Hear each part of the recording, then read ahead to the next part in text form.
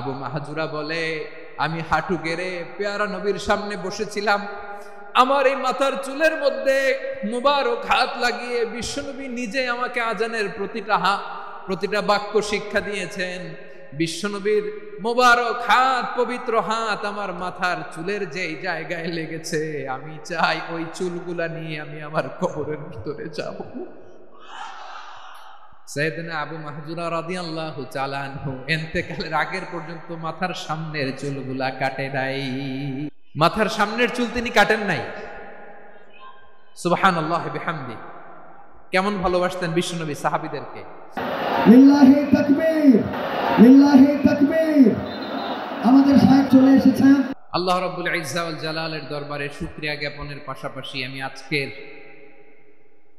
এই প্রোগ্রামের অর্গানাইজিং কমিটিকে অন্তরের অন্তঃস্থল থেকে ধন্যবাদ জানাতে চাই যে আদ-দ্বীন ফাউন্ডেশন অথরিটি তারা 3 দিন ব্যাপী যশোরের ফুলের হাটে এরকম চমৎকার, গোছানো, ওয়েল অর্গানাইজড একটা তাফসীরুল কোরআনের প্রোগ্রামের আয়োজন করেছে। আমি আল্লাহর শুকরিয়া জ্ঞাপনের পাশাপাশি তাদেরকে আমার অন্তরের অন্তঃস্থল থেকে শুকরিয়া, ধন্যবাদ এবং মোবারকবাদ জানাতে চাই। আজকের প্রোগ্রামে উপস্থিত আছেন বৃহত্তর খুলনা বিভাগের ব্যবসায়ী ভাইয়েরা, কর্মজীবী ভাইয়েরা, ছাত্র ভাইয়েরা, পর্দার আড়ালে, মহিলা প্যান্ডেলে আমার মায়েরা, বোনেরা। উপস্থিত আছেন কওমি মাদ্রাসার মুহতামিম বৃন্দ, আলিয়া মাদ্রাসার প্রিন্সিপাল হুজুর, শিক্ষকবৃন্দ, ছাত্রবৃন্দ, ইমাম সাহেব, খতিব সাহেব, মুয়াজ্জিন সাহেব, আইন শৃঙ্খলায় কর্মরত ভাইয়েরা, ভলান্টিয়ার্স, মিডিয়া কর্মী, সাংবাদিক বন্ধুরা, ইউটিউবার্স, আমি সবাইকে অন্তরের অন্তঃস্থল থেকে শুভেচ্ছা জানিয়ে শুরু করতে চাই। প্রিয় ভাইয়েরা, আমি জানি যশোরের মানুষ খুবই well civilised, they know manners, তারা ম্যানার জানে। অতিথির সাথে কেমন আচরণ করতে হয় যশোরের লোকেরা এটা জানে কি জানে না বলেন? মাশাআল্লাহ। স্টেজ থেকে ইনস্ট্রাকশন আসলে সেটা শুনতে হবে, না শুনলে আমিও বলতে পারবো না, আপনারাও উপকৃত হবেন না। কোটি কোটি টাকা ব্যয়, অনেক পরিশ্রম সাপেক্ষে, অনেক ওয়েল ডিজাইন করে ওনারা প্রোগ্রাম করেছেন। শেষ অধিবেশন যদি আপনারা ধাক্কা ধাক্কি বিশৃঙ্খলা করেন, বঞ্চিত হব, আমরা বঞ্চিত হব, আপনারা বঞ্চিত হবেন। মিডিয়া কর্মীদের মাধ্যমে দেশে বিদেশে কোটি কোটি দর্শক তারা বঞ্চিত হবে। আর যদি একটা নীরব, নিস্তব্ধ, নিঝুম পরিবেশ আমাকে উপহার দেন, আমি জনগুরুত্বপূর্ণ, যেটা রাষ্ট্রের জন্য গুরুত্বপূর্ণ, যেটা সামাজিকভাবে আমাদের জন্য গুরুত্বপূর্ণ, আমার ব্যক্তি জীবনের জন্য গুরুত্বপূর্ণ, গোটা মানবতার জন্য গুরুত্বপূর্ণ, এরকম কিছু বার্তা আজকের ঐতিহাসিক যশোরের প্রোগ্রামে আমি রাখতে চাই ইনশাআল্লাহ। কিন্তু সেজন্য সহযোগিতা করতে হবে। যে ডান দিকের ছেলেরা মাশাআল্লাহ বলার সাথে সাথে ঠান্ডা, কিন্তু এখানে এখনো ঠান্ডা হচ্ছে না।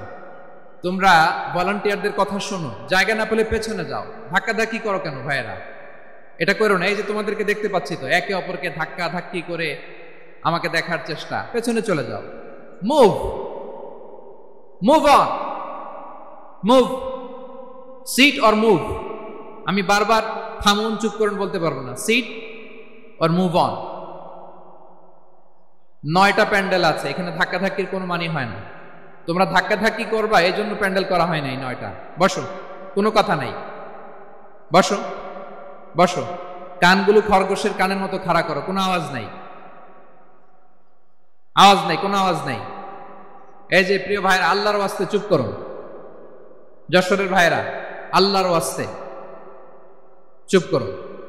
আমি 10 থেকে 0 গুনবো, এরপরে যদি আওয়াজ হয় চলে যাব, আমি চলে যাব, কিন্তু কোনো আওয়াজ নাই। আমি কিছু জিজ্ঞেস করলে উত্তর দেওয়ার সময় গলা ফাটায় আওয়াজ করতে হবে, ঠিক কিনা? বাস, এর বাইরে আর আওয়াজ নেই। 10 থেকে 0 গুনবো, হয় বসো, নয় অন্য প্যান্ডেলে যাও, কোনো আওয়াজ হবে না। 10, 9, 8, 7,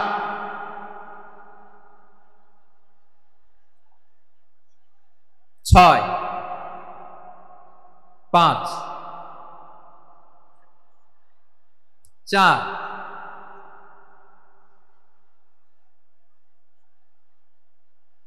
3 2 1 ولقد كرمنا بني آدم وحملناهم في البر والبحر ورزقناهم من الطيبات وفضلناهم على كثير ممن خلقنا تفضيلا بارك الله أكبر রব্বুল আলামিন বলেন ওয়ালাকাদ কাররামনা বানি আদম, আমি বনি আদমকে সম্মানিত করেছি, বনি আদমকে মর্যাদা দিয়েছি।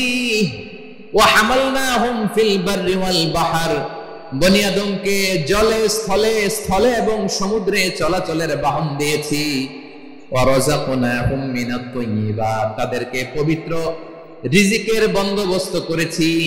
وَفَضَّلْنَاهُمْ عَلَى كَثِيرٍ مِّمَّنْ خَلَقْنَا تَفْضِيلًا, আর আমি আল্লাহ যাদেরকে সৃষ্টি করেছি তাদের মধ্য থেকে বনি আদমকে আমি শ্রেষ্ঠ বানিয়েছি। আমরা শ্রেষ্ঠ, আমরা আশরাফুল মাখলুকাত। আমরা কি এই যে এমনি চিল্লাচিল্লি করে জিজ্ঞেস করলে বলে না, আমরা আশরাফুল মাখলুকাত। আমরা কি শ্রেষ্ঠ, সবার চেয়ে সেরা। আমাদের মতো করে আল্লাহ কাউকে বানায় নাই। দুই পায়ে ভর করে শির দ্বারা এরকম স্ট্যান্ড রেখে মাথা উঁচু করে দাঁড়াতে পারে এরকম কোন প্রাণী পৃথিবীতে আছে? এজন্য আল্লাহ বলেন ওয়ালাকাদ কাররামনা বানি আদম, আমি বনি আদমকে সম্মানিত করেছি, তাদেরকে আমি মর্যাদা দিয়েছি। তাদেরকে আমি যত মর্যাদা দিয়েছি আমার কোন সৃষ্টিকে এত মর্যাদা দেই নাই। পড়েন সুবহানাল্লাহ। I have dignified the status of the sons of Adam, আদমের সব সন্তানের মর্যাদা আমি বাড়িয়েছি। আল্লাহ এখানে বলেননি ওয়ালাকাদ কাররামনাল মুমিনিন, আমি মুমিনের মর্যাদা বাড়িয়েছি, বলেছেন? আল্লাহ এখানে বলেন নাই ওয়ালাকাদ কাররামনাল মুসলিমিন, আমি মুসলিমের মর্যাদা বাড়িয়েছি। আল্লাহ বলেছেন ওয়ালাকাদ কাররামনা বানি আদম, আমি বনি আদমের সম্মান বাড়িয়েছি। হোক সে মুমিন কিংবা কাফের, মুসলিম কিংবা মুশরিক, আস্তিক কিংবা নাস্তিক, আরব কিংবা অনারব, যেই হোক না কেন আদম সন্তান সবগুলার মর্যাদা বাড়ায় দিয়েছে কে? সবার মর্যাদা আল্লাহ বাড়িয়েছে। মানুষ হিসেবে মর্যাদা।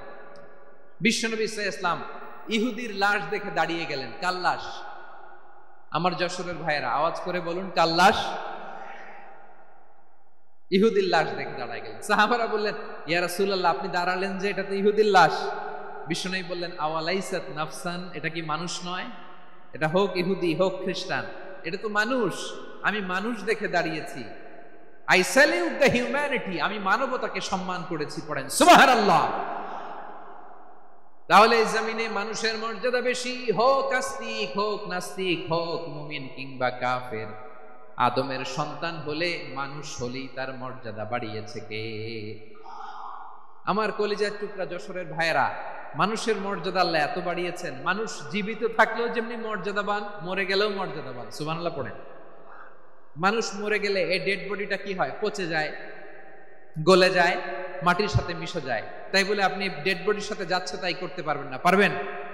কেউ যদি অন্যায় করে তাকে যদি আপনি শাস্তির আওতায় আনেন, যা মনে চায় করতে পারবেন না। তারা আগুন দিয়ে পোড়াতে পারবেন না, নাক কাটতে পারবেন না, কান কাটতে পারবেন না, অঙ্গ বিকৃতি করতে পারবেন না। কারণ মানব জাতির মর্যাদা স্বয়ং দিয়েছে কে?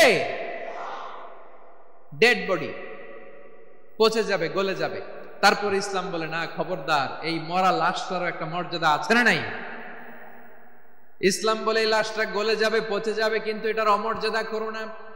কর্পূর দিয়ে, খেজুর পাতা দিয়ে এটাকে ওয়ার্ম ওয়াটার দিয়ে, গরম পানি দিয়ে ধৌত করো।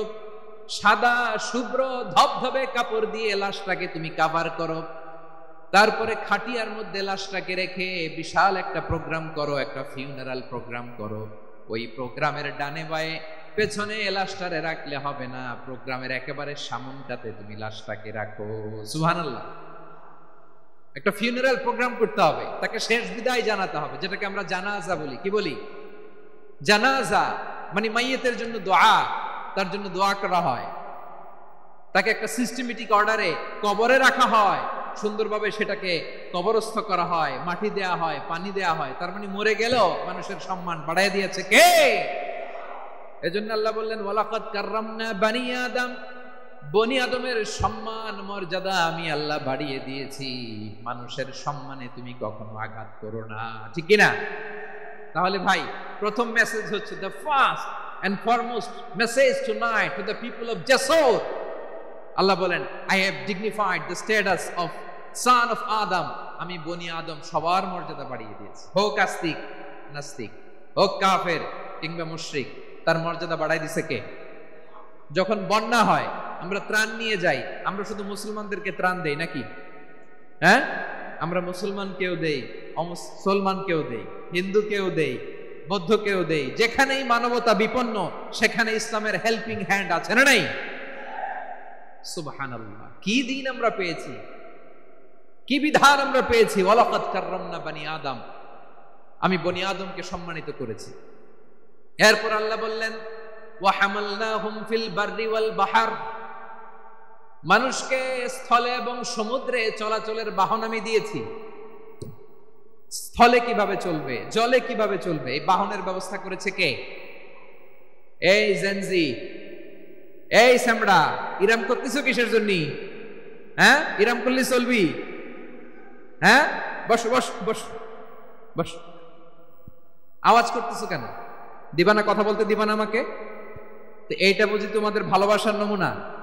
তোমাদের ভালোবাসার কারণে যদি আমি কোথাও দাঁড়াতেই না পারি, কোথাও বসতে না পারি, কোথাও দুটা কথা বলতে না পারি, এই ভালোবাসা দিয়ে কি হবে আমার?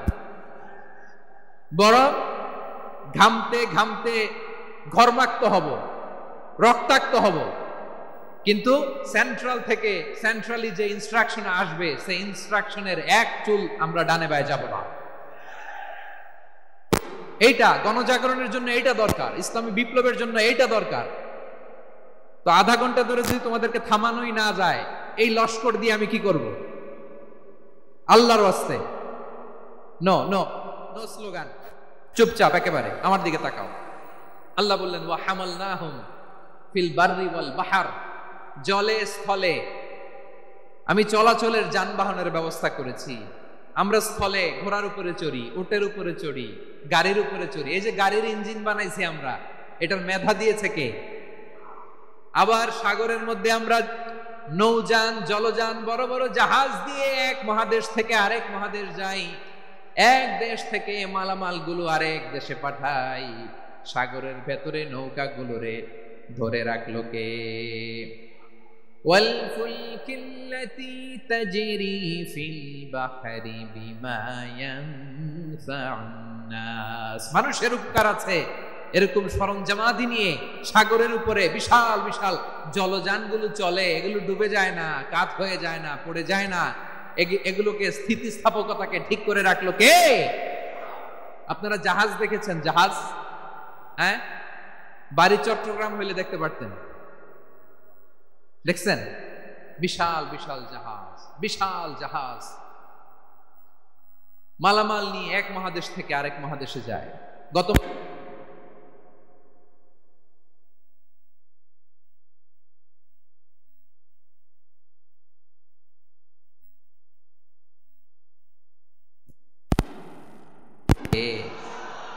এই আয়াতের ভেতরে আল্লাহ তাআলা সূরাত বনী ইসরাঈলের এই চমৎকার আয়াতের ভেতরে আল্লাহ তাআলা বেসিক্যালি মানব জাতির প্রতি তার 4টি স্পেশাল অনুগ্রহের কথা বলেছেন। কয়টি? 2টা বলে ফেলছি। এক নাম্বার ওয়ালাকাদ কাররামনা বানি আদম, আমি বনি আদমের সম্মান বাড়াইছি। নাকি মুসলমানদের? নাকি মুসল্লিদের? কার সম্মান বাড়িয়েছি? বনি আদমের। তাহলে human dignity, the first part of the verse talks about the human dignity. 2 number অংশ আল্লাহ তাআলা বললেন ওয়া হামালনাহুম ফিল বাররি ওয়াল বাহর, স্থলে এবং সমুদ্রে আমি তাদের জন্য চলাচলের বাহন দিয়েছি। সুবহানাল্লাহ। তার মানে smooth movement on land and sea, জলে এবং স্থলে যাতে আমরা স্মুথলি মুভ করতে পারি আল্লাহ তাআলা দিয়েছেন। 3 নাম্বার আল্লাহ তাআলা বললেন ওয়া রাযাকনাহুম মিনাত তাইয়্যিবাত, মানুষের জন্য আমি পবিত্র রিজিকের ব্যবস্থা করেছি। জলে এবং স্থলে যত প্রাণী আছে সবগুলা প্রাণীকে রিজিক দেয় কে? আমাদেরকে রিজিক দেয় কে? সাগরের মাছগুলোকে, বড় বড় তিমি মাছগুলোরে রিজিক দেয় কে? বাতাসের মধ্যে ভেসে বেড়ানো বড় বড় পাখিগুলো স্ক্যান্ডিনেভিয়ান কান্ট্রি থেকে লক্ষ লক্ষ কোটি কোটি পাখিগুলো যে এক দেশ থেকে আরেক দেশে ট্রান্সফার হয়, এগুলোর রিজিক দেয় কে?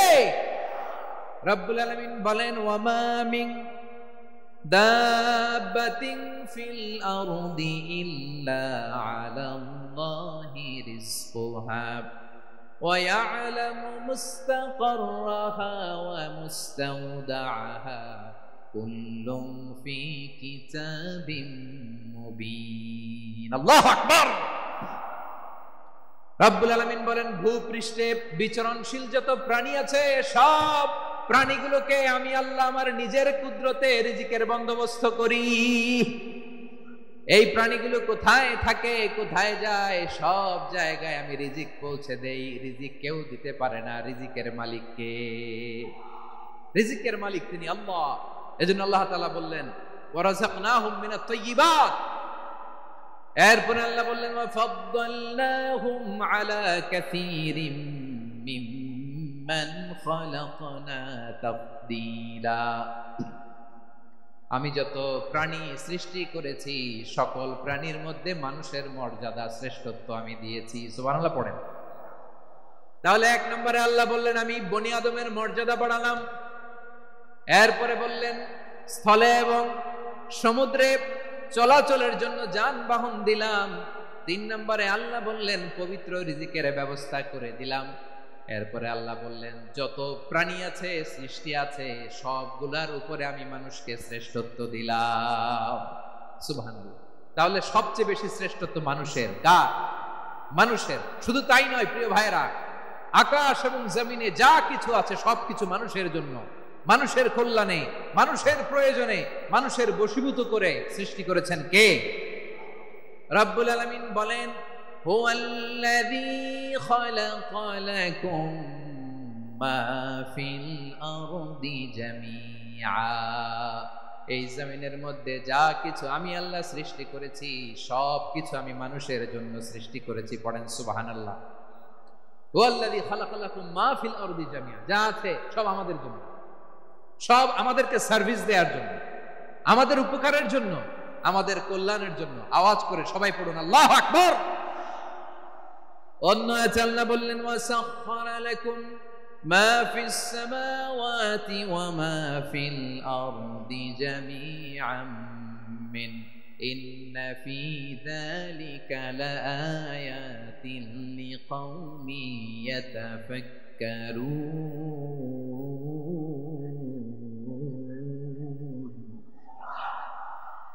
প্রথমে আয়াতে আল্লাহ বললেন জমিনে যা আছে সব তোমাদের কল্যাণে আমি সৃষ্টি করলাম। এরপরে আল্লাহ বললেন আকাশেও যা আছে সব তোমাদের জন্য সৃষ্টি করলাম, তোমাদের অনুগত বানিয়ে দিলাম। পড়েন সুবহানাল্লাহ। মানুষের কি ব্রেইন দেখেন, মানুষ জমিন ছেড়ে আকাশে চলে যায়। পাখি দেখে মানুষের শখ হলো পাখি যেহেতু উঠতে পারে আমরাও পারবো। অরবিল রাইট, উইলবার রাইট, 2 ভাই মিলে আঁকাঝোঁকা করতে করতে করতে করতে প্লেন বানায় ফেললো। কোন সুবহানাল্লাহ। এখন পাখিও ওরে, আমরাও ওরি। এরপরেই মানুষের কৌতূহল থামে না এখানে। মানুষ চলে গিয়েছে চাঁদে। কোথায় গেছে? এখন কিন্তু চাঁদে জমি বিক্রি হয় জানেন। পৃথিবী নিয়ে মারামারি শেষ। রাশিয়া আমেরিকা এখন ধরছে চাঁদ আর মঙ্গল গ্রহ। এখন চাঁদে জমি বিক্রি হয়, মঙ্গলে জমি বিক্রি হয়। এই চাঁদ, মঙ্গল, বৃহস্পতি, শনি সব আল্লাহ তাআলা আমাদের জন্য বানিয়েছেন। সুবহানাল্লাহ পড়েন। মানুষ সাগরের উপরে চড়ে, শূন্যে ভেসে বেড়ায়, পাহাড় কেটে সুড়ঙ্গ বানায়, টানেল বানায়। মানুষ ব্রডব্যান্ডের লাইন নিয়ে যায় সাগরের ভেতর দিয়ে, এক দেশ থেকে আরেক দেশে, এক মহাদেশ থেকে আরেক মহাদেশে। সুবহানাল্লাহ পড়েন। তার মানে গোটা বিশ্বের সবকিছুর উপরে control, superiority over all creatures, সবকিছুর উপর কন্ট্রোল, মনিটরিং, নিয়ন্ত্রণ, এটা প্রতিষ্ঠা করে দিয়েছে কে? এজন্যই মানুষের শ্রেষ্ঠত্ব। ওয়ালাকাদ কাররামনা বানি আদম। আমি বনি আদমের সম্মান বাড়িয়েছি, মর্যাদা আমি বাড়িয়ে দিয়েছি এই কারণে, কারণ মানুষ সবকিছুর উপর নিয়ন্ত্রণ নিতে পারে। মানুষকে নিয়ে এই কোরআনের সব আলোচনা, মানুষকে নিয়ে এই কোরআনের সব। তাই কোরআনের কেন্দ্রীয় আলোচ্য বিষয় হচ্ছে মানুষ। কোরআনের কেন্দ্রীয় আলোচ্য বিষয় কি? যশোরের ভাইয়েরা বুঝে থাকলে সবাই বলবেন কোরআনের কেন্দ্রীয় আলোচ্য বিষয় কি? এই যে আমি মূল আলোচনায় যাচ্ছি এখন। কেন? মানুষ কোরআনের কেন্দ্রীয় আলোচ্য বিষয়। এই যে ভাইরা, এই যে হাত জোর করে, এই যে Jessore Gen Z, the smart people of Jessore, হাত জোর করে বলতেছে, হাত জোর করে তোদের কাছে আল্লাহর দোহাই লাগে, স্টপ স্টপ। শুরুতে একবার বলেছে জায়গা না হলে আস্তে আস্তে ধাক্কা দিবা, সামনে না পিছনে দিয়ে দিয়ে বেরোয় চলে যাও। এলইডিতে দেখো, এই যে আল্লাহর ওয়াস্তে জায়গা না হলে ওদিকে যাও। কোরআনের মাহফিলে বিশৃঙ্খলা, এটা কাফিরদের আলামত। কাফিররা শেষ দিত, শেষ। বিশ্বনবী কোরআনের তাফসির করলে কাফিররা শেষ দিত আর ক্ল্যাপিং করত, হুইসেল এন্ড ক্ল্যাপিং। তো আমরা কি এখানে বিশৃঙ্খলা করতে আসছি? তো বারবার থামানো লাগে কেন? কোনো আওয়াজ হবে না, বললাম তো, স্টপ। আওয়াজ করে বলুন কোরআনের কেন্দ্রীয় আলোচ্য বিষয় কি? সবাই বলেননি। এতগুলো মানুষ উত্তর দিলে এতটুকু আওয়াজ হয়, অন্তত আমি বিশ্বাস করি না। যশোর, আওয়াজ করে বলো কোরআনের কেন্দ্রীয় আলোচ্য বিষয় কি? মানুষ। এই মানুষ কোরআনের কেন্দ্রীয় আলোচ্য বিষয়। মানুষকে আল্লাহ স্বাধীনতা দিয়েছেন, ফামান শাআ ফালিউমিন ওয়া মান শাআ ফালিয়াকফুর। চাইলে মুমিন হতে পারো, চাইলে কাফির হতে পারো, তোমার ইচ্ছা। তবে জেনে রাখো, মুমিন হলে পাবা জান্নাত, কাফির হলে পাবা জাহান্নাম। নাও দ্য ডিসিশন ইজ ইয়ার্স।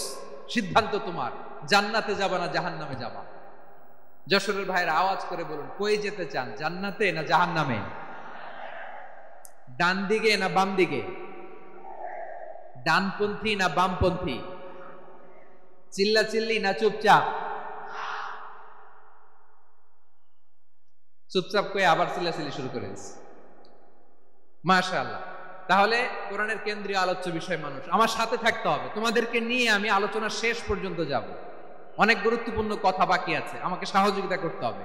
মাশাআল্লাহ, এই তো ঠান্ডা হয়েছে। হ্যাঁ, ঠিক আছে ঠিক আছে ঠিক আছে। মানুষকে আল্লাহ এত স্বাধীনতা দিয়েছেন, মানুষ চাইলে অনেক ভালো হইতে পারে। ভালোর রাস্তাও খোলা, খারাপ হওয়ার রাস্তাও খোলা। ভালো হইলে মানুষ অনেক ভালো, খারাপ হইলে অনেক খারাপ। ভালো হইলে সবচেয়ে ভালো, খারাপ হইলে সবচেয়ে খারাপ।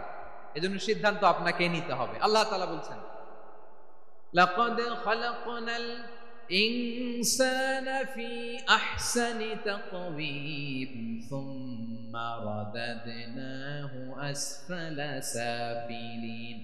আমি মানুষকে অনেক সুন্দর অবয়বে, সুন্দর আকৃতিতে সৃষ্টি করেছি। তার শুধু চেহারার ডিজাইনটাই সুন্দর নয়, তার ব্রেনটা বড্ড সুন্দর, তার মানসিকতা বড্ড সুন্দর, তার সৃজনশীলতা বড্ড সুন্দর। পড়েন সুবহানাল্লাহ। আমাদের চেহারা, অবয়ব, ডিজাইন যে সুন্দর তা না, আমাদের ব্রেনটা অনেক সফিস্টিকেটেড ব্রেন, অনেক আসফালা সাফিলিন।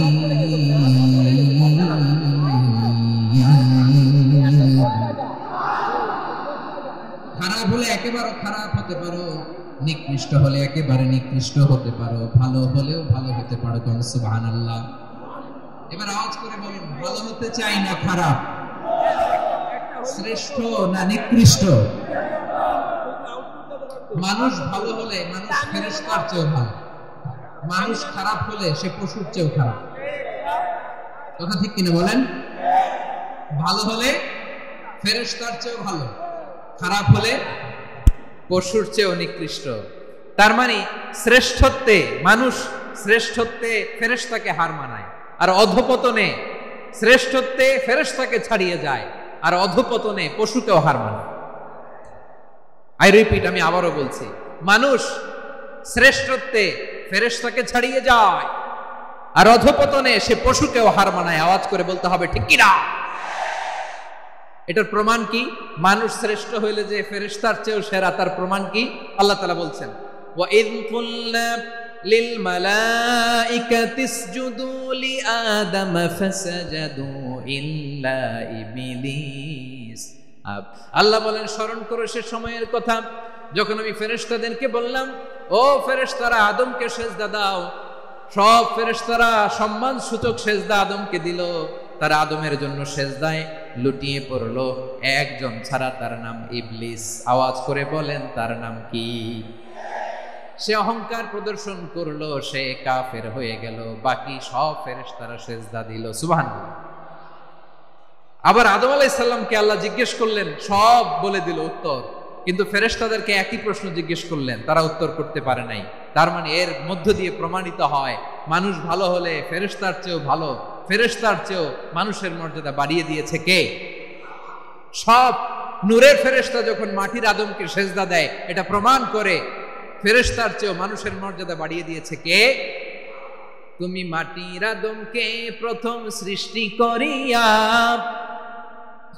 ঘোষণা করিয়া দিলে শ্রেষ্ঠ বলিয়া, তাই তো নূরের ফেরেশতা করে আদমকে সেজদা। ঠিক কিনা বলেন?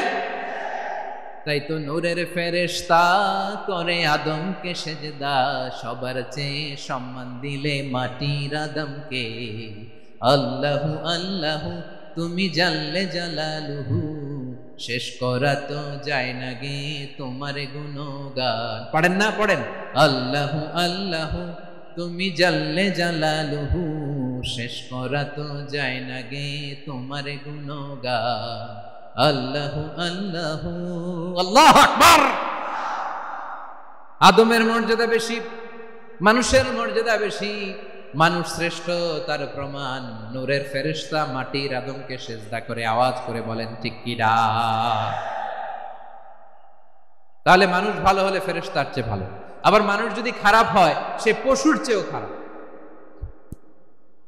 অধপতনে পশুত্বকে হার মানায়। তার প্রমাণ কি? তার প্রমাণ হচ্ছে যশোরের ভাইরা দেখবেন পত্রিকায় নিউজ পেপারে মাঝে মাঝে এরকম দেখা যায়, এক মানুষ আরেক মানুষকে হত্যা করে 20 টুকরা করে বস্তার ভিতরে ভরেছে।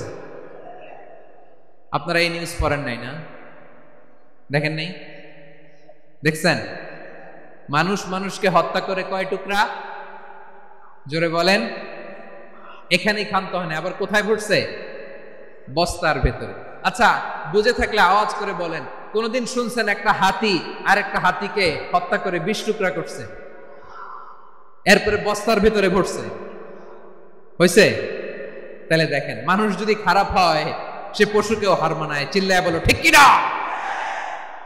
এমনও দুশ্চরিত্র মানুষ আছে যার নজর থেকে 6 মাসের ছোট্ট মেয়ে থেকে শুরু করে 80 বছরের বৃদ্ধারাও নিরাপদ নয়। পশুকেও হার মানে। মানুষের ঘর জ্বালিয়ে পুড়ে মেসাকার করে দেয়, জনপদের পর জনপদ জ্বালায় দেয়, এরকম আছে না নাই? বোমা মেরে শহরগুলো উড়িয়ে দেয়। এই যে ইসরায়েল গাজার মধ্যে যে অ্যাটাক করেছে, এরা মসজিদ মানে নাই, মসজিদে বম ফেলেছে। এরা খ্রিস্টানদের চার্চ গির্জা মানে নাই, গির্জায় বম ফেলেছে। পৃথিবীর ইতিহাসে never happened in the history of the world that someone bombed on a hospital, on an ICU center. এমন হাসপাতাল যেখানে আইসিইউর রোগীরা আছে, ওই হাসপাতালের উপরও ইসরায়েলি সৈনিকেরা বোমা মেরেছে। জোরে বলেন ঠিক কিনা? এরা মানুষ? আওয়াজ করে বলেন, এরা মানুষ না। প্রিয় ভাইয়েরা, চোখ কান নাক মুখ থাকলেই মানুষ না। যা সামনে দেখেন এগুলো সব মানুষ না, এগুলো জনসংখ্যা। এগুলো কি? সবাই বলুন, এগুলো কি? বাড়ছে জনসংখ্যা, কমছে মানুষ। বাড়ছে জনসংখ্যা, কমছে। এই দুনিয়া এখন তো সেই দুনিয়া নাই, মানুষ নামের মানুষ আছে, দুনিয়া বোঝাই, সেই মানুষের ভিড়ে আমার আসল মানুষ না। ঠিক কিনা? আসল মানুষের বড্ড অভাব, আসল মানুষের বড্ড অভাব। আমার ভাইয়েরা, মানুষ খারাপ হলে পশুকেও হার মানায়। আচ্ছা, আওয়াজ করে বলেন, এই যশোরের ছেলেরা দিক তাকাও, আওয়াজ করে বলেন, যে ইসরায়েলি সোলজাররা উপর থেকে বোমা মারল, তারাও মানুষ? তারাও কি? ওরাও রক্তে মাংসে মানুষ, ওদেরও পরিবার আছে। বোমা মেরে যেই মেয়েটাকে তারা অনাথ বানায়, ইয়াতিম বানায়, ও কিন্তু বাসায় ওর মেয়েটাকে রেখে আসছে। ঠিক কিনা বলেন? বম্বিং করে যে বাবাকে মেরে, স্বামীকে মেরে স্ত্রীকে বিধবা বানায়, তারও ঘরে স্ত্রী আছে। উপর থেকে বম মেরে মানুষ মেরে দিচ্ছে, তারাও মানুষ। 1945 সালের 6ই আগস্ট আমেরিকান সোলজাররা হিরোশিমায় বম মেরেছে। আমি নিজে দেখে এসেছি জাপানের হিরোশিমাতে। সকাল 8:15 মানুষ কেউ অফিসে যাচ্ছিল, কেউ খেতে খামারে কাজ করতে যাচ্ছিল। লিটল বয় নামে একটা বোম মেরেছে তারা। এই বোমের আঘাতে, পারমাণবিক এই বোমার রেডিয়েশনে আঘাতে বোম ব্লাস্ট হওয়ার পরে মুহূর্তের মধ্যে 1,40,000 নাই। উপর থেকে যারা মারতেছে এরাও মানুষ, যাদেরকে মারলো তারাও। তার মানে মানুষে মানুষে পার্থক্য আছে না? নেই, মানুষে মানুষে পার্থক্য আছে। নাক কান চোখ মুখ থাকলেই মানুষ নয়। বাড়ছে জনসংখ্যা, কমছে মানুষ, চিল্লায় বলো ঠিক কিনা? তাহলে আমরা বুঝলাম মানুষ ভালো হলে অনেক ভালো, খারাপ হলে অনেক খারাপ। ও আমার কলিজার টুকরা যশোরের ভাইয়েরা, আসুন না 3 দিন ব্যাপী এই তাফসিরুল কোরআনের ঐতিহাসিক প্রোগ্রাম থেকে আমরা সিদ্ধান্ত নেই আমরা ভালো মানুষ হব নাকি খারাপ মানুষ হব। কলিজা থেকে, প্রাণ থেকে আওয়াজ করে সবাই বলুন, ভালো মানুষ নাকি খারাপ মানুষ? ভালো মানুষ হইতো। ভালো মানুষ যারা জগৎটাকে এনলাইটেন করবে, যারা এনলাইটেন করবে, যারা সত্যের বীর সেনানী হয়ে দাঁড়াবে, যারা সত্যের পক্ষে কথা বলবে, যারা জালিমের মসনদকে ভেঙে খানখান করে দেবে। এরকম হওয়ার দরকার আছে না নাই? এরকম ভালো মানুষ আমরা হতে চাই কি চাই না? মানুষকে যত্ন নিলে মানুষ যে কত ভালো হয় আপনি কল্পনাও করতে পারবেন না। এই যে আপনাদের যশোরে যে ভালো ছেলেগুলো আছে, যে ভালো তরুণগুলো আছে, যে যুবকগুলো আছে, যে ভালো আলেমরা আছে, ভালো নেতারা আছে, সবাই যদি তাদের মতো হতো পুরো যশোরটা একটা জান্নাতের টুকরা হয়ে যেত। আওয়াজ করে বলেন ঠিক কিনা? মানুষকে নার্চারিং করলে, মানুষকে পলিশ করলে, মানুষকে গ্রুমিং করলে, মানুষকে সঠিক তারবিয়া দিলে মানুষ অনন্য হয়ে ওঠে। প্রতিটি মানুষ অনন্য। আমি অনন্য, আপনি অনন্য, আমরা সবাই অনন্য। সুবহানাল্লাহ বলেন। মানুষকে আল্লাহ তাআলা দিয়েছেন অসীম ক্ষমতা, অসীম ক্ষমতা। সুবহানাল্লাহ। একটা মানুষ পারে না এমন কিছু নাই, একটা মানুষ পারে না এমন কিছু নাই। বিশ্বাস করতে হবে, মানুষ যা কল্পনা করতে পারে ওইটা মানুষ করে দেখাতে পারে। যশোরের ভাইয়ের, আই রিপিট, আমি আবারও বলছি, এই চিল্লাচিল্লি করলে আমার এই গুরুত্বপূর্ণ কথা তোমরা মিস করবা, মিস করবা। কপাল পড়া হয়েও না, আওয়াজ করে কপাল পড়া হবে না। আমার দিকে তাকাও। মানুষ, মানুষ যা কল্পনা করতে পারে সেটা মানুষ করে দেখাতে পারে। তুমি তোমার কল্পনার রাজ্যকে সাজাও, তোমাকে হারাতে পারে এমন কোন শক্তি আল্লাহর জমিনে না। তোমার কি শক্তি, কি সম্ভাবনা তুমি জানোই না মিয়া। তুমি এদিকে তাকাও কেন? তোমার রাস্তা তো ওই দূরে। তুমি কোথায় যাবে, আল্লাহ তোমার টেনে কোথায় নিয়ে যাবে তুমি কিছুই জানো না। Plan big, dream big. কল্পনার শক্তিকে বড় করো। মানুষ যা কল্পনা করতে পারে মানুষ তা করে দেখাতে পারে। মানুষের কাছে অসাধ্য কিছু নাই, মৃত্যু ছাড়া, এক্সেপ্ট ডেথ। মৃত্যু ছাড়া মানুষ সবকিছুকে জয় করতে পারে। মৃত্যু ছাড়া যে কোনো অসাধ্যকে সাধন করার ক্ষমতা মানুষকে দিয়ে দিয়েছে কে? হারার জন্য তোমার জন্মই হয় নাই, তোমার জন্ম হয়েছে জিতার জন্য, বিজয়ের জন্য তোমার জন্ম। মানুষের শুরুটাই হয় বিজয় দিয়ে। যশোর, আওয়াজ করে বলো, মানুষের শুরু হয় কি দিয়ে? আমরা যখন আমার পিতার পৃষ্ঠদেশে ছিলাম, পিতার পৃষ্ঠদেশ থেকে শুক্রাণু যখন মায়ের গর্ভদেশে যেয়ে পড়ে, কতটা শুক্রাণু ভ্রমণ শুরু করে জানো? 20 কোটি শুক্রাণু। একবার সিমেন আউট হলে সেখানে 20 কোটি শুক্রাণু থাকে, ভ্রমণ শুরু করে। ওই 20 কোটি শুক্রাণুর মধ্যে থেকে তুমি আমি আজকে এক বিকশিত শুক্রাণু মানব রূপে পৃথিবীতে এসেছি। সুবহানাল্লাহ। ওই 20 কোটি শুক্রাণুর প্রতিযোগিতায় সবাইরে পেছনে ফেলে সেদিন আমি সফল হয়েছিলাম, সেদিন আমি বিজয়ী হয়েছিলাম। সেদিন আমি এত ছোট ছিলাম, মাইক্রোস্কোপ দিয়েও আমার অস্তিত্ব টের পাওয়া যায় না। আমি এত তুচ্ছ ছিলাম, নগণ্য ছিলাম। আমার কান ছিল না, আমার চোখ ছিল না, আমার হাত ছিল না, আমার জন্য রিকমেন্ডেশন করার মতো মামু ছিল না, খালা ছিল না, কেউ ছিল না। তারপরেও ওই প্রতিযোগিতায়, ওই কম্পিটিশনে যখন আমারে কেউ হারাতে পারে নাই, আল্লাহর জমিনেও আমারে কেউ হারাতে পারে না। হারার জন্য তোমার জন্মই হয় নাই, তুমি আসছোই জিতার জন্য। সুবহানাল্লাহ। বিশ্বনবী বলেন, আন-নাসু মাআদিন কামাআদিনিয যাহাবি ওয়াল ফিদ্দা খিয়ারুহুম ফিল জাহিলিয়াতি খিয়ারুহুম ফিল ইসলাম। Peoples are like mines of gold and silver. সোনার খনি, রূপার খনি, এর চেয়েও বড় খনি হচ্ছে এই মানব সম্পদের খনি। আওয়াজ করে বলেন আল্লাহু আকবার। আল্লাহ তাআলা এই সম্পদ আমাদেরকে দিয়েছে। বিশ্বনবী বলেন, মানুষ হচ্ছে খনির মতো। খিয়ারুহুম ফিল জাহিলিয়াতি খিয়ারুহুম ফিল ইসলাম। জাহিলি যুগে যারা সেরা, ইসলামেও তারা সেরা। ইদা ফাকহু, যদি তারা বুঝবান হয় তাহলে তাদেরকে সেরা বানায় দিবে কে? তাহলে মানুষের চেয়ে সেরা কেউ হতে পারে? মানুষের চেয়ে অনন্য কেউ হতে পারে? মানুষকে কেউ হারাতে পারে? আওয়াজ করে বলো, তোমাকে কেউ হারাতে পারবে? এই সাহস জাগছে আজকের আলোচনা থেকে। আমি তুমি অনন্য, আমাকে তোমাকে হারায় দেওয়া এত সহজ না, ঠিক কিনা? একটা কথা জীবনের সাথে সেট করে নিতে হবে, আমি জিতি নয় শিখি, আমি কখনো হারি না। জীবনের সাথে সেট করে নাও, জেনজি অফ জেসর, আমি কখনো হারি না, আমি হয় জিতি নয় শিখি। চিল্লায় বলো ঠিক কিনা? আমি কখনো হারি না, আমার হারানো এত সোজা না। কি সাহস জাগছে? বুকে সাহস জাগছে? তাকবীর পড়ো, লিল্লাহি তাকবীর। তাহলে বিশ্বনবী বলেন, নাসু মাআদিন, মানুষ হচ্ছে খনি। এই ধাক্কা ধাক্কি, আমি জানি এগুলো ভালোবাসার ধাক্কা ধাক্কি, এজন্য আমি সহ্য করে নেই। এগুলো যে ভালোবাসার ধাক্কা ধাক্কি, এটা আমরা বুঝি। পৃথিবীর কোন আইন, সিকিউরিটি, প্রটোকল দিয়ে এটারে মানানো যাবে না, কারণ এটা তো ভালোবাসা, লাভ।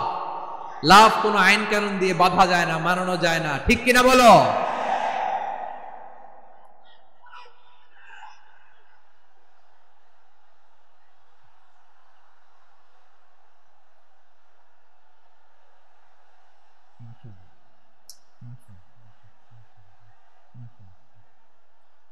ঠিক আছে, বসুন বসুন বসুন। আল নাসু মাআদিন, মানুষ হচ্ছে খনি। এই খনির যত্ন নিতে হবে। আমার মা বাবা যারা এসেছেন, আপনার ছেলে মেয়ের যত্ন নেন। আপনার ছেলের মধ্যে যে কি পটেনশিয়াল আপনি জানেন না। আপনার এই ছোট্ট অবুজ ছেলেটাই আগামী দিনের শায়েখ আহমদুল্লাহ হবে। আপনার হেফজখানায় পড়া ওই ছোট্ট ছেলেটাই আগামী দিনের আল্লামা মামুনুল হক হবে। আপনার ওই ছেলেটা আমির হামজা হবে, আব্দুল হাই সাইফুল্লাহ হবে। এভাবে বড় বড় আলেম হবে, তারা যুগশ্রেষ্ঠ আলেম হবে। সেই একদিন এই বাংলাদেশের পার্লামেন্টে যে বক্তব্য দিয়ে যশোরের পক্ষে কথা বলবে। আপনি জানেন না, কাউকে ছোট করবেন না আপনি, ওর কনফিডেন্স আপনি কমাবেন না, আপনি কমাতে পারেন না। প্যান্ডেলে আমার যে মা বোনেরা আছেন, ছেলে মেয়েদেরকে কখনো ছোট করে কথা বলবেন না। ও যে কোথায় যাবে আপনি জানেন না, আপনি মা হয়ে তাকে সাহস দিবেন, তার কল্পনার জগৎটাকে সাজাতে তাকে উৎসাহিত করবেন, ঠিক কিনা বলেন? আর আমার প্যান্ডেলের আমার প্রিয় শ্রদ্ধাশীলা মায়েরা বোনেরা, আপনারা তো আরো দামি সম্পদ। বিশ্বনবী বলেন, আর দুনিয়া কুল্লুহা মাতা। আল্লাহ আল্লাহ আল্লাহ। বিশ্বনবীর কথার ওজন দেখেন, আর দুনিয়া কুল্লুহা মাতা ওয়া খায়রু মাতা'আদ দুনিয়া আল মারআতু সালিহা। বিশ্বনবী বলেন, দুনিয়ায় যা দেখো সব আল্লাহর দেওয়া অ্যাসেট, মানে সম্পদ। আর এত অ্যাসেটের ভিড়ে সবচাইতে শ্রেষ্ঠ সম্পদ হচ্ছে নেককার নারী। সুবহানাল্লাহ। ভাইয়েরা, বোনের সাথে খারাপ আচরণ করো না। সন্তান মায়ের সাথে খারাপ আচরণ করো না। আমাদের মায়েরা আমাদের asset, they are our priceless asset. কারণ এই মায়েদের পেটে এসেছে আল্লাহর ওলিরা, এই মায়েদের পেটে এসেছে খান জাহান আলী, এই মায়ের পেটে এসেছে শাহজালাল ইয়ামানি, এই মায়ের পেটে এসেছে আল্লাহর সব নবীরা। নাকি নবীরা আকাশ থেকে ধপ করে জমিনে নেমে আসছে? মায়ের পেটে আসছে। এই মায়ের পেটগুলো খনি। আমার সম্মানিতা মায়েরা বোনেরা, নিজেকে ইসলাম দিয়ে সাজান, নিজেকে ইসলাম দিয়ে সাজান, নিজেকে পবিত্র রাখুন, নিজের আব্রু ইমান ইজ্জতের হেফাজত করুন, কোরআন পড়ুন, সুন্নাহ পড়ুন। আপনি জানেন না আপনার গর্ভে কে আসছে, কোন ক্ষণজন্মা পুরুষকে আল্লাহ তাআলা আপনার গর্ভে পাঠাবে, আপনি জানেন না। মায়েরা নিজেদেরকে পবিত্র রাখুন, ইসলাম চর্চা করুন, কোরআন চর্চা করুন, নৈতিকতা দিয়ে নিজেকে সাজান। যশোরের জেনজি, নিজেদেরকে প্রস্তুত রাখো আগামীর বাংলাদেশের জন্য। নৈতিকতা, মোরালিটি, ভ্যালিউজ দিয়ে নিজেকে সাজাও, ইসলাম দিয়ে নিজেকে সাজাও, কারণ আগামীর বাংলাদেশ ইসলামের বাংলাদেশ। বাংলাদেশের আসল পরিচয় ইসলাম। বাংলাদেশের আসল পরিচয় কি? সবাই বলে না। বাংলাদেশের আসল পরিচয় কি? এই ইসলাম নিয়ে আমরা সংসদ ভবন সাজাবো, রাজি আছি না নাই? শেকড় ভুলে যাওয়া যাবে না। আমরা ধাপে ধাপে শারিয়া আইনের দিকে যাব ইনশাআল্লাহ, কিন্তু জঙ্গিবাদ দিয়ে নয়, কট্টর পন্থা দিয়ে নয়।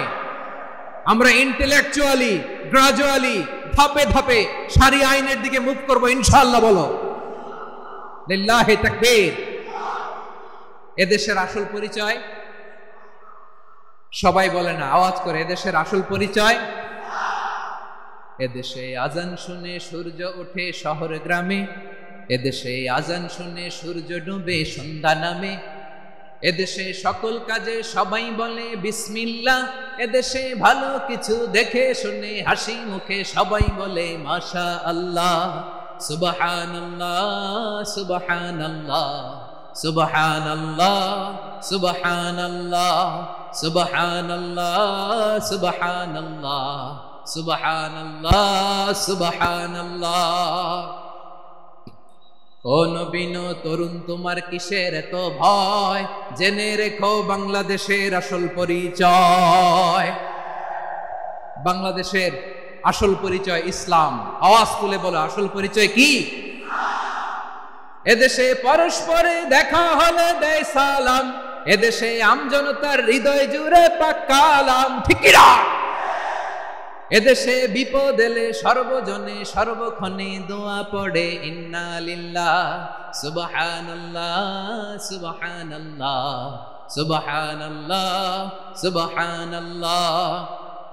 এদেশে আজান শুনে সূর্য ওঠে শহর গ্রামে, এদেশে আজান শুনে সূর্য ডুবে সন্ধ্যা নামে, এদেশে সকল কাজে সবাই বলে বিসমিল্লাহ, এদেশে ভালো কিছু দেখে শুনে হাসি মুখে সবাই বলে মাশা আল্লাহ সুবহানাল্লাহ। আওয়াজ করে সুবহানাল্লাহ সুবহানাল্লাহ সুবহানাল্লাহ সুবহানাল্লাহ। সবাই একসাথে সুবহানাল্লাহ সুবহানাল্লাহ সুবহানাল্লাহ সুবহানাল্লাহ। এদেশের আসল পরিচয় কি? আওয়াজ করে বলতে ভয় লাগে। এদেশের আসল পরিচয় কি? ইসলাম দিয়ে আমাদের সংসদ ভবন চলুক, আমরা চাই কি চাই না? বঙ্গভবনে লা ইলাহা ইল্লাল্লাহর পতাকা উড়ুক, আমরা চাই কি চাই না? প্রতিটি জেলা অফিসে, ডিসি অফিসে লা ইলাহার পতাকা ঝুলুক, আমরা চাই কি চাই না? কারা কারা চাই হাত তুলে আল্লাহরে দেখায়।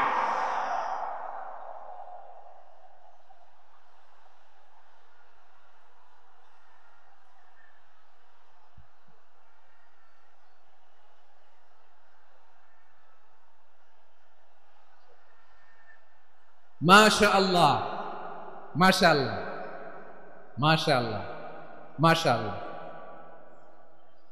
যশোর, আওয়াজ করে বলো, ভালো মানুষ না খারাপ মানুষ?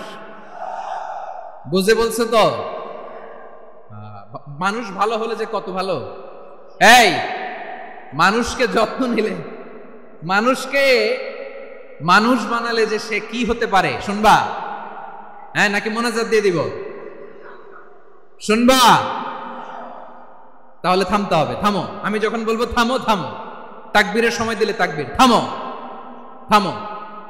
মানুষকে যত্ন নিলে, হ্যাঁ এদিকে এদিকে, ড্রোন নামায় ফেলো, হয়েছে, ড্রোনের ফুটেজ হয়ে গেছে, এবার ড্রোন নামায় ফেলো, আমার দিকে তাকাও। মানুষকে, তোমরা এদিক সেদিক তাকালে তো গুরুত্বপূর্ণ পয়েন্ট মিস হয়ে যাবে। এদিকে এদিকে, হ্যাঁ ঠিক আছে, এদিকে। মানুষকে যত্ন নিলে মানুষের মধ্যে যে আল্লাহ কি পটেনশিয়াল রেখেছে। আমি জাপানের দুইটা উদাহরণ দেই। জাপানের এইভাবে হবে, হয় বসো নয় পেছনে, কথা নাই, কথা তো বলাই যাবে না, হারাম কথা বলা আছে, একেবারে চুপ। আজকের জন্য হারাম করে দিছে আমি এই কিছু সময়ের জন্য, একেবারে নিষিদ্ধ।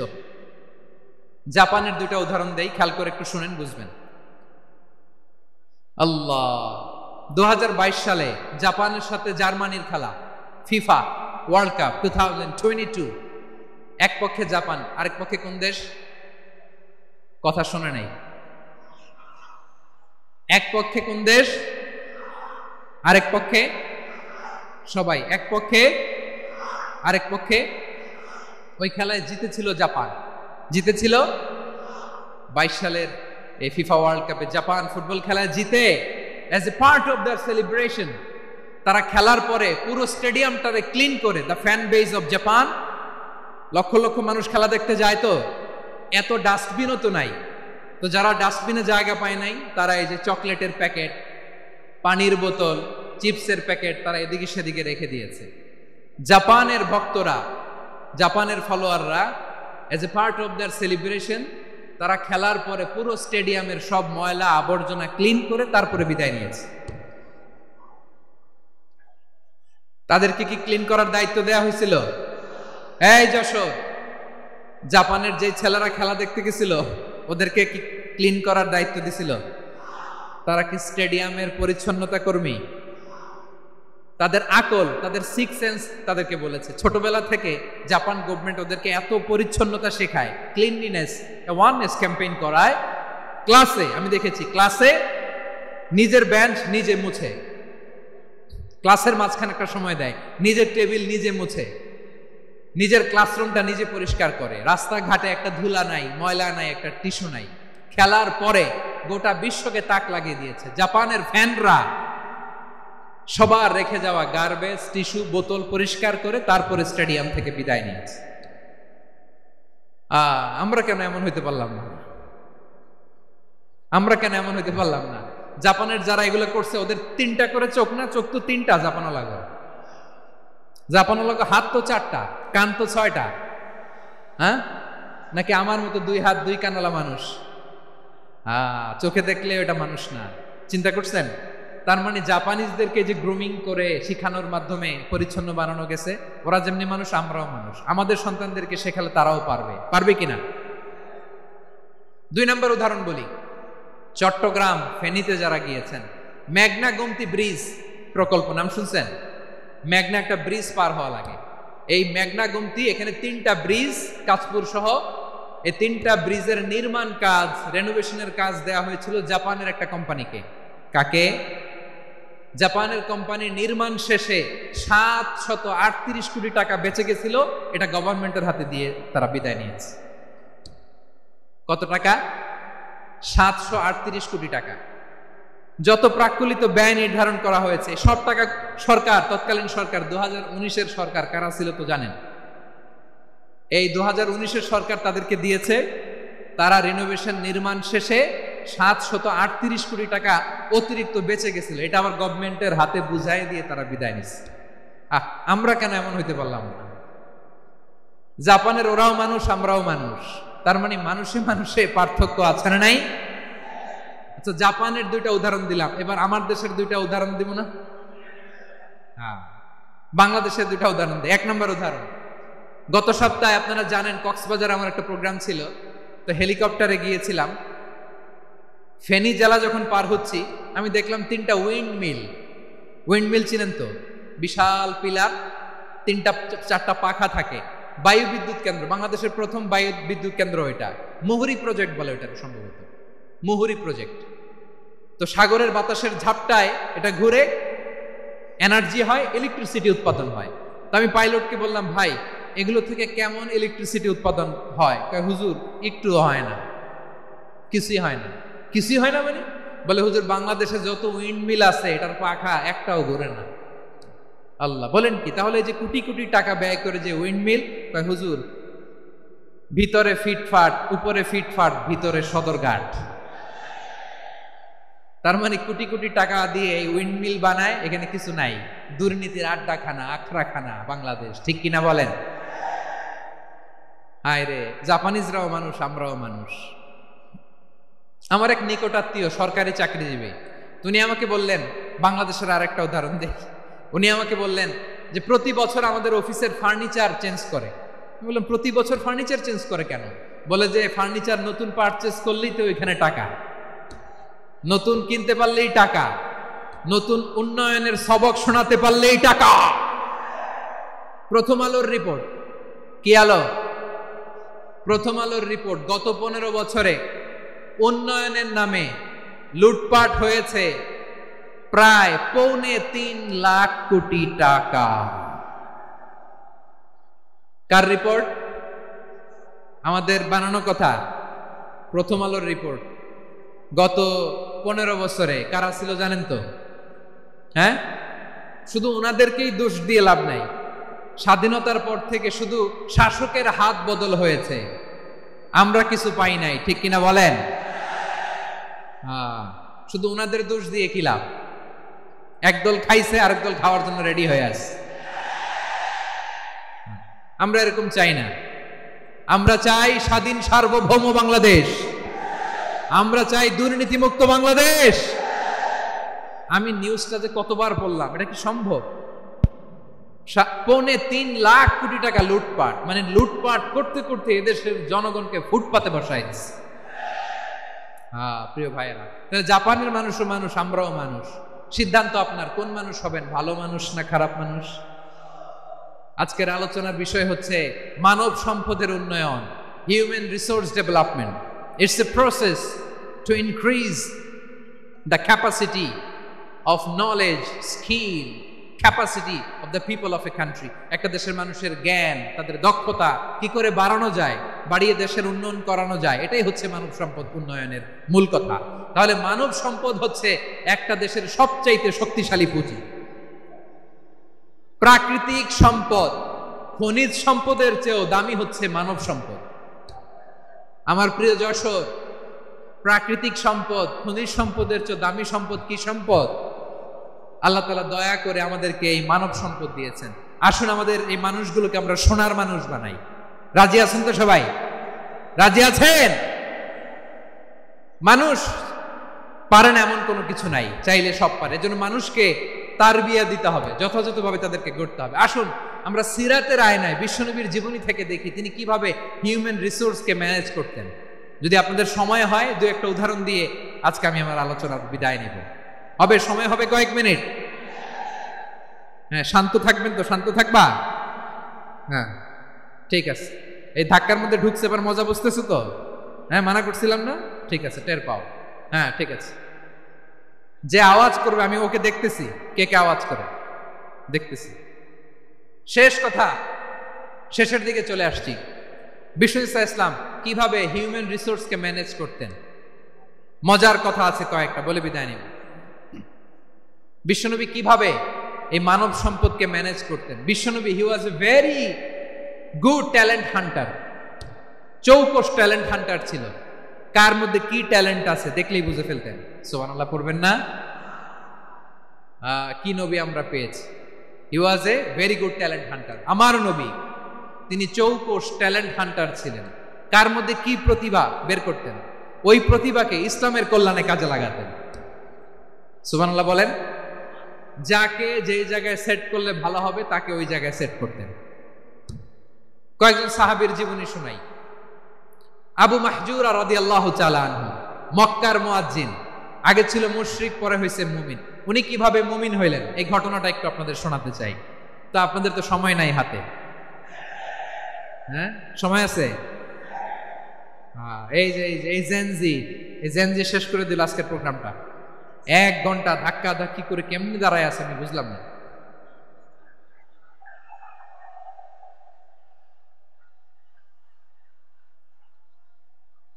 না না, তাকবির না, তাকবির না, চুপ করতে হবে।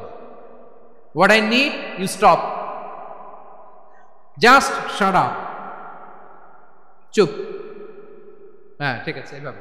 আবু মাহজুরা রাদিয়াল্লাহু তাআলা আনহু কিভাবে মুসলিম হলেন আওয়াজ করে শুনেন। হুনাইনের যুদ্ধ, 8ম হিজরি। বিষ্ণু ইসলাম হুনাইনের যুদ্ধ শেষে ফিরতেছেন, পথিমধ্যে বেলাল রাদিয়াল্লাহু তাআলা আনহু, এই যে আবার কথা, আই রে আল্লাহ রে, এখানে ধাক্কা ধাক্কি কেন? চলে যাও, পেছনে যাও, যাও পেছনে যাও। কি আজীব তামাশা!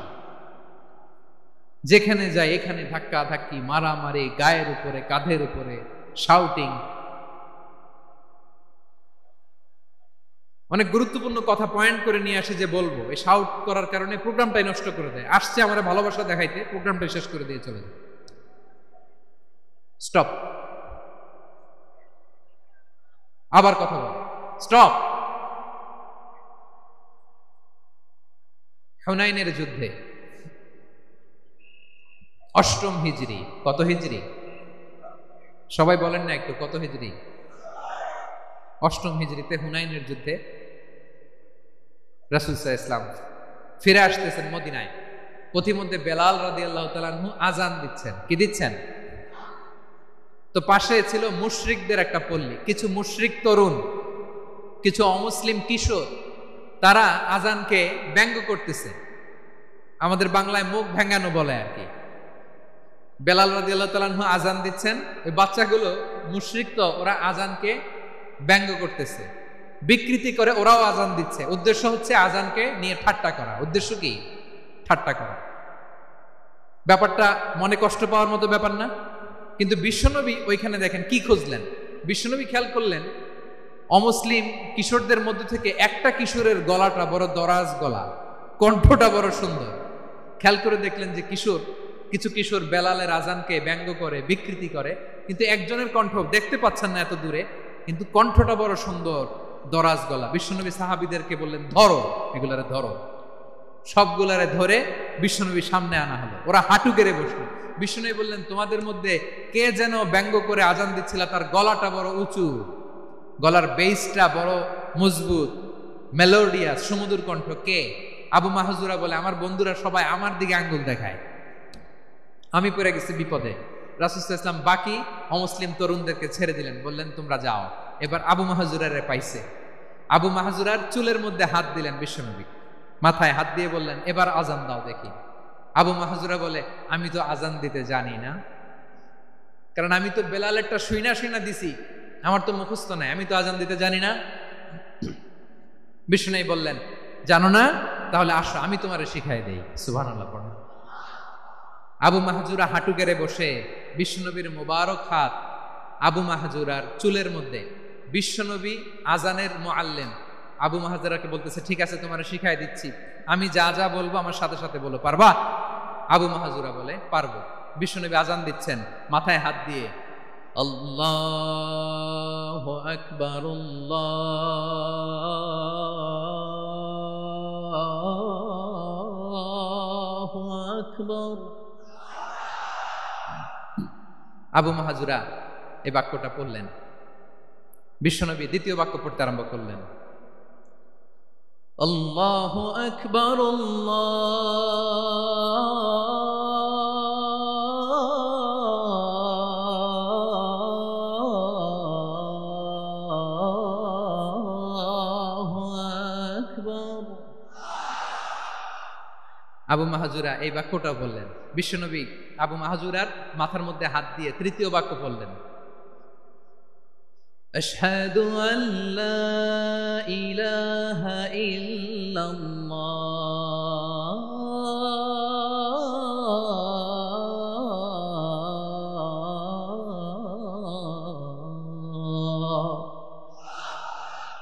আবু মাহজুরা তৃতীয় বাক্য পড়লেন। বিশ্বনবী একটা বাক্য পরে আবু মাহজুরা পড়ে, বিশ্বনবী পরে আবু মাহজুরা পড়ে। আবু মাহজুরা কিন্তু অমুসলিম, মুশরিক।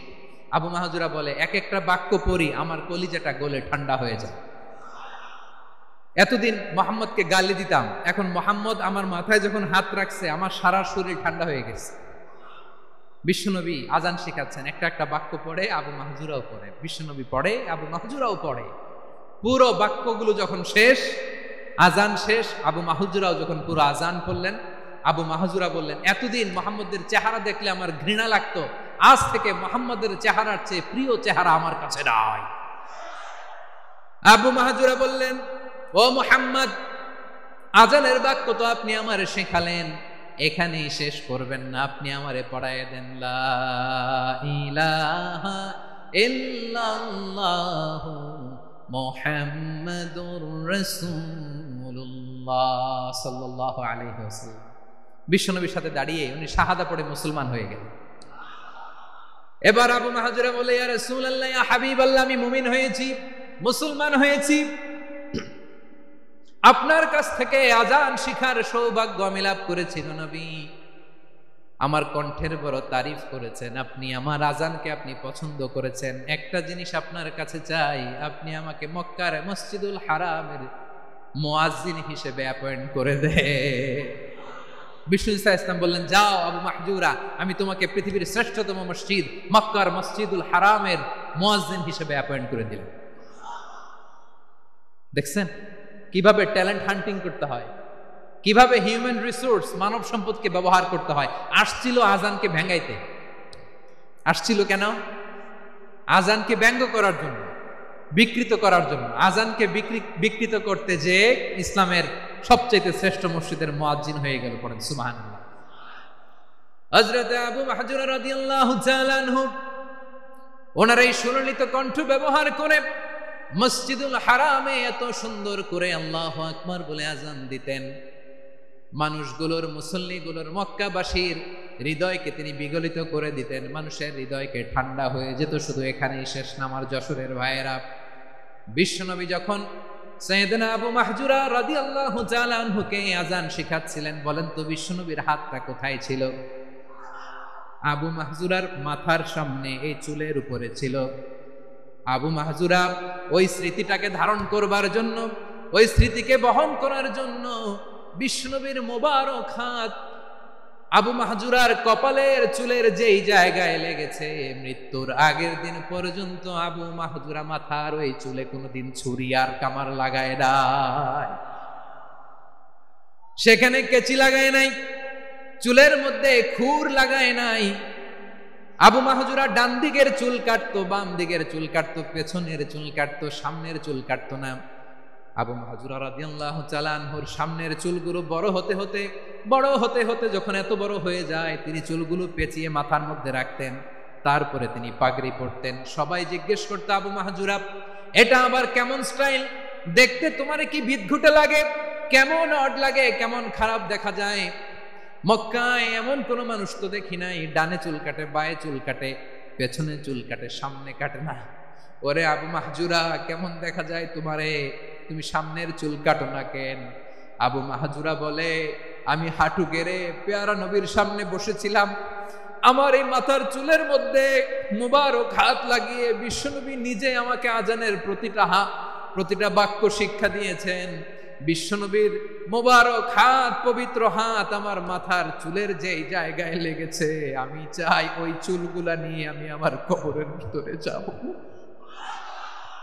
সাইয়েদনা আবু মাহজুরা রাদিয়াল্লাহু তাআলা আনহু ইন্তেকালের আগের পর্যন্ত মাথার সামনের চুলগুলা কাটে নাই। মাথার সামনের চুল তিনি কাটেন নাই। সুবহানাল্লাহ বিহামদি। কেমন ভালোবাসতেন বিশ্বনবী সাহাবীদেরকে, সাহাবারা কেমন ভালোবাসতেন বিশ্বনবীকে। সামনের চুলগুলো বড় হতে হতে এত বড় ছিল, পেঁচিয়ে রেখে পাগড়ি পরতেন, কাটতেন না। নবীর হাত লেগেছিল। সুবহানাল্লাহ পড়েন। তাহলে what is the lesson? Moral of the story কি? মোরাল অফ দ্য স্টোরি হচ্ছে, আসছিল আজানকে ব্যঙ্গ করার জন্য, বিকৃত করার জন্য, হয়ে গেল মসজিদুল হারামের মুয়াজ্জিন। দেখেন বিশ্বনবী একটা খারাপ সিচুয়েশনের মধ্যে থেকে কি ভালো জিনিস বের করে আনলেন। আমি যে শুরুতে বলেছি কিভাবে তিনি হিউম্যান রিসোর্সকে ডেভেলপ করেছেন, ম্যানেজ করেছেন।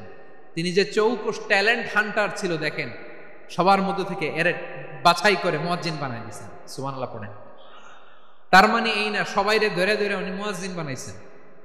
যার যেই ট্যালেন্ট আছে তাকে ওই কাজে অ্যাসাইন করেছেন। যার যেই প্রতিভা আছে তার প্রতিভাকে ইসলামের কাজে লাগিয়েছেন। সুবহানাল্লাহ পড়েন। যায়েদ বিন সাবিত রাদিয়াল্লাহু তাআলা আনহু নাম শুনেছেন? যশোর, কথা বেরোয় না। যদি জিজ্ঞাসা সালমান খানের নাম শুনছেন, সবাই হাত তুলবে, জি হুজুর শুনছি, মানে সব দেখা শেষ। সালমান খান, আমির খান, অমুক খান, সব খান মুখস্থ, কিন্তু যায়েদ বিন সাবিতের নাম মুখস্থ নাই মুসলমানদের। যেই সাহাবী মাথার সামনের চুল কাটে নাই, মসজিদুল হারামের মুয়াজ্জিন বানাইছেন বিশ্বনবী, সাহাবীর নাম কি? খায়া ফেলাইছে। স্লোগানের সাথে খাইয়া ফেলেছে। আবু মাহজুরা, কি নাম? আবু মাহজুরা আল জুমাহি রাদিয়াল্লাহু তাআলা আনহু। এই নামটা আজকে নিয়ে যাইতে হবে যশোর। আবু মাহজুরা রাদিয়াল্লাহু তাআলা আনহু। 2 নম্বরে বলছিলাম যায়েদ বিন সাবিত রাদিয়াল্লাহু তাআলা আনহু। বিশ্বনবী দেখলেন মদিনার এই আনসারী সাহাবী হাইলি ট্যালেন্টেড, ইন্টেলেকচুয়াল, মেরিটোরিয়াস, জ্ঞানের প্রতি তার আকর্ষণ, মারাত্মক আকর্ষণ। বিশ্বনবী তাকে দায়িত্ব দিলেন, কোরআন যা নাজিল হয় তুমি লিখো, কাতিবুল ওয়াহি বানায় দিলেন। সুবহানাল্লাহ। যায়েদ বিন সাবিতরে আবার আজান শেখান নাই, কারণ তার মধ্যে বিশ্বনবী প্রতিভা দেখেছেন, একাডেমিক প্রতিভা। বিশ্বনবীর একাডেমিক প্রজেক্টগুলো তিনি হ্যান্ডেল করতেন। যায়েদ বিন সাবিত ছিল বিশ্বনবীর ব্যক্তিগত সচিব। কি ছিল? ব্যক্তিগত সচিব। বোঝেন নাই? বিশ্বনবীর ব্যক্তিগত সচিব এবং দোভাষী। ইহুদিরা কিছু লিখে দিলে এটার অর্থ বিশ্বনবীরে বুঝায় দিতেন, আবার ইহুদিদের কাছে কিছু লিখতে হলে তিনি লিখে দিতেন। বিশ্বনবী একদিন বললেন, ইন্নী ওয়াল্লাহি মা আমানু ইয়াহুদা আলা কিতাব। ইহুদিরা যে চিঠি পাঠায় অর্থ তো বুঝি না, আরেক ইহুদি আইনে অর্থ করা লাগে। আবার ইহুদিদের কাছে কিছু লিখে পাঠাইতে চাইলে আমরা তো লিখতে পারি না, ইহুদিরে দিয়ে লেখা লাগে। ওরা যে পয়রা শোনায় লিখে দেয়, আমি ওদের বিশ্বাস করি না। আমার নিজের একজন লোক দরকার। বিশ্বনবী এই যায়েদ বিন সাবিতকে চুজ করলেন ল্যাঙ্গুয়েজের জন্য। উনি বললেন, যায়েদ, তোমার সফট স্কিলকে ডেভেলপ করতে হবে, তুমি হিব্রু ল্যাঙ্গুয়েজ শিখে ফেলো। যায়েদ বিন সাবিত বলল, বিশ্বনবীর মোটিভেশন আর ইন্সপিরেশন পেয়ে আমি 15 দিনে ইহুদিদের এই হিব্রু ল্যাঙ্গুয়েজ শিখে ফেললাম। শুধু শিখে ফেললাম না, হাত্তা হাদিকতু, even I became master in the language. এই ভাষা আমি পারদর্শী হয়ে গেলাম। এরপরে ইহুদিরা চিঠি লিখে পাঠালে আর কোনো ইহুদি ডাকা লাগতো না, আমি নবীর এটার অর্থ শুনে পরে বুঝায় দিতাম। আবার ইহুদিদের কাছে চিঠি লেখা লাগলে আমি যায়েদ বিন সাবিত চিঠি লিখে দিতাম। সুবহানাল্লাহ। দেখেন, এত সাহাবীর মধ্যে থেকে বিশ্বনবীর একাডেমিক প্রজেক্ট, ব্যক্তিগত সচিব, দোভাষী হিসেবে তিনি যায়েদ বিন সাবিতের মতো তরুণকে নির্বাচিত করেছেন। কেমন ট্যালেন্ট হান্টার ছিল আমার নবী। সুবহানাল্লাহ পড়বেন না? বিশ্বনবীর ইন্তেকালের পরে সাইয়েদনা আবু বকর রাদিয়াল্লাহু তাআলা আনহু যখন খলিফা হয়ে আসলেন, কোরআনকে সংকলনের দায়িত্ব দেয়া লাগবে, কোন সাহাবীকে দিবেন? সব সাহাবারা মিলে পরামর্শ করলেন। সাইয়েদনা আবু বকর, ওমর সবাই মিলে এই বিশাল কোরআন সংকলনের গুরু দায়িত্ব বিশ্বনবীর ব্যক্তিগত সচিব, বিশ্বনবীর দোভাষী, বিশ্বনবীর সিলেক্ট করাই লোক যায়েদ ইবনে সাবিত রাদিয়াল্লাহু তাআলা আনহুকে দিয়েছে। কোরআনের কবি তো আজকে এখানে রাখে নাই। এই যে আজকের যে কোরআন পড়েন, এটা আগে এরকম ছিল না। কোরআন নাজিল হলে সাহাবারা চামড়ার, ওটের চামড়ায় লিখে ফেলতো, ওটের চ্যাপ্টা হাড্ডির মধ্যে লিখে ফেলতো, গাছের গুড়ির মধ্যে লিখে ফেলতো, বিভিন্ন জনের কাছে ছড়ানো ছিটানো ছিল। আবু বকর রাদিয়াল্লাহু তাআলা আনহু একসাথে করলেন, পরবর্তীতে উসমান রাদিয়াল্লাহু তাআলা আনহু একসাথে করলেন 114 সূরার। এখন এই মুসহাফ, এই কম্পাইলেশন, এই কপি আমরা পেয়েছি, যার হিউজ কন্ট্রিবিউশন ছিল। এই পুরো কোরআন কম্পাইলেশনের প্রজেক্ট ম্যানেজার ছিল যায়েদ বিন সাবিত রাদিয়াল্লাহু তাআলা। কোরআন কম্পাইলেশনের প্রজেক্ট ম্যানেজার। দেখেন, উনারে মাথায় হাত দিয়ে আজান শিখায় নাই। সুবহানাল্লাহ কইবেন না? তাহলে প্রথম সাহাবী আবু মাহজুরাকে মুয়াজ্জিন বানাইলেন, যায়েদ বিন সাবিতকে ব্যক্তিগত সচিব আর দোভাষী বানালেন, মুসআব ইবনে উমাইর রাদিয়াল্লাহু তাআলা আনহুকে ইসলামের প্রথম অ্যাম্বাসেডর বানালেন। তাহলে তৃতীয় নাম্বার একজন সাহাবীর নাম বলছি, মুসআব ইবনে উমাইর। মুসআব কি নাম? নামটা কেমন লাগে? এই কয়েকজনের ভাল লাগে, বাকিদের ভাল লাগে না? ভাল লাগে? এই এই আর কয়েকটা মিনিট দেওয়া যাবে না আমাকে আল্লাহর রাস্তে? হ্যাঁ, ঠিক আছে। আমি তোমাদেরকে ভালোবাসা দেখাবো, দোয়া করবো যদি চুপ থাকো, একেবারে চুপ, কষ্ট সহ্য করো, বাকল পাবা, যেহেতু কষ্ট বেশি, কিন্তু চুপ। 3 নম্বর সাহাবীর নাম মুসআব। এই ধাক্কাধাক্কি কেন? ধাক্কাধাক্কি কেন রে ভাই? না না না, এরকম হইলে আসবো না যশোর, আমি আর আসবো না। হয় পিছনে চলে যাও, নাহলে চুপ, ধাক্কাধাক্কি নেই। 3 নম্বর সাহাবীর নাম মুসআব। কি নাম? He was the first ambassador in Islam. ইসলামের প্রথম ডিপ্লোম্যাট, প্রথম কূটনৈতিক, ইসলামের প্রথম কূটনৈতিক, ইসলামের প্রথম ডিপ্লোম্যাট, প্রথম অ্যাম্বাসেডর মুসআব ইবনে উমাইর। মক্কার তরুণ যুবক, উনি পারফিউম লাগাইলে মানুষ দেখলেই বুঝতো এটা মুসআব লাগাইছে, এমন ড্যাশিং ফেসের ছিল, এমন স্মার্ট ড্যাশিং ফেস, এমন পার্সোনালিটির মানুষ ছিল মুসআব রাদিয়াল্লাহু তাআলা। কারণ যিনি ইসলামের স্পোকম্যান হবেন, মুখপাত্র হবেন, তার স্মার্ট হওয়ার দরকার আছে না নাই? আকাবার প্রথম শপথ যখন হলো, তাদের সাথে বিষ্ণু ঈসা ইসলাম মদিনাতে একজন মুখপাত্র পাঠালেন, ডিপ্লোম্যাটকে পাঠালেন, অ্যাম্বাসেডর অফ ইসলাম, তিনি হচ্ছেন মুসআব ইবনে উমাইর। পড়েন সুবহানাল্লাহ। বিশ্বনবী দেখলেন সে অনেক স্মার্ট, তার ডেডিকেশন আছে, সিনসিয়ারিটি আছে, এবং মদিনায় যে আউস খাজরাজ গোত্রের নেতাদের সাথে ডিল করতে হবে, ইহুদিদের সাথে ডিল করতে হবে, ওখানে একজন পাক্কা জানু খেলোয়াড়ের দরকার আছে না নাই? মুসআব ইবনে উমাইর রাদিয়াল্লাহু তাআলা আনহু, ওনাকে বিষ্ণু ঈসা ইসলাম চুজ করলেন। এবং বিষ্ণু ঈসা ইসলামের এই চুজিংটা, এই সিলেকশনটা এত সুন্দর ছিল, তিনি মদিনাতে যে বিশ্বনবী আসার আগেই মদিনার জমিনকে তিনি উর্বর করে ফেলছেন। প্রতিটা ঘরে ঘরে কালিমার দাওয়াত তিনি পৌঁছায় দিয়েছেন। জুমার বিধান নাজিল হয়েছে, কিন্তু মক্কায় পরিবেশ নাই জুমা পালনের। বিষ্ণু ঈসা ইসলাম একজনকে দিয়ে খবর পাঠালেন, যাও মদিনায় মুসাবকে যেয়ে বলো, মুসাব তো আমার শিক্ষক, আমার স্পোকম্যান, মদিনাতে যেন তারা জুমা কায়েম করে। বিশ্বনবীর আগেই মুসাব মদিনার মুসলিমদেরকে নিয়ে মদিনায় প্রথম জুমা কায়েম করে ফেলছে। সুবহানাল্লাহ। ডিপ্লোম্যাটদের কেমন হইতে হয়, অ্যাম্বাসেডারের কেমন হইতে হয়, মুসআব রাদিয়াল্লাহু তাআলা আনহুর কাছ থেকে শিখে নাও। মুসআব নামটা কেমন লাগে? যশোর, যাদের সন্তান হবে ছেলে সন্তান, আমার রাস্তায় পাইলে সবাই জিজ্ঞেস করে, হুজুর একটা নাম দেন, আমার ছেলে হবে। যশোরবাসীর জন্য আমি একটা নাম দিয়ে দিলাম, নাম রাখতে হবে মুসআব। কি নাম? নামটা যাদের ভাল লাগে, ছেলে সন্তান অনাগত আসবে, মনে চাইলে নাম রেখে দিবেন মুসআব রাদিয়াল্লাহু তাআলা আনহুর নামে মুসআব। তাহলে মুসআব রাদিয়াল্লাহু তাআলা আনহুকে বিশ্বনবী ল্যাঙ্গুয়েজ শিখান নাই, সফট স্কিল শিখান নাই। যায়েদ রাদিয়াল্লাহু তিনি হিব্রু ল্যাঙ্গুয়েজ শিখেছেন, সুরিয়ানি শিখেছেন, কিন্তু মুসআবকে তিনি বানিয়েছেন the spokesman of Islam, the first diplomat, the ambassador of Islam. সুবহানাল্লাহ পড়বেন না? আব্দুল্লাহ ইবনে আব্বাস রাদিয়াল্লাহু তাআলা আনহু, বিশ্বনবীর কাজিন, চাচাতো ভাই।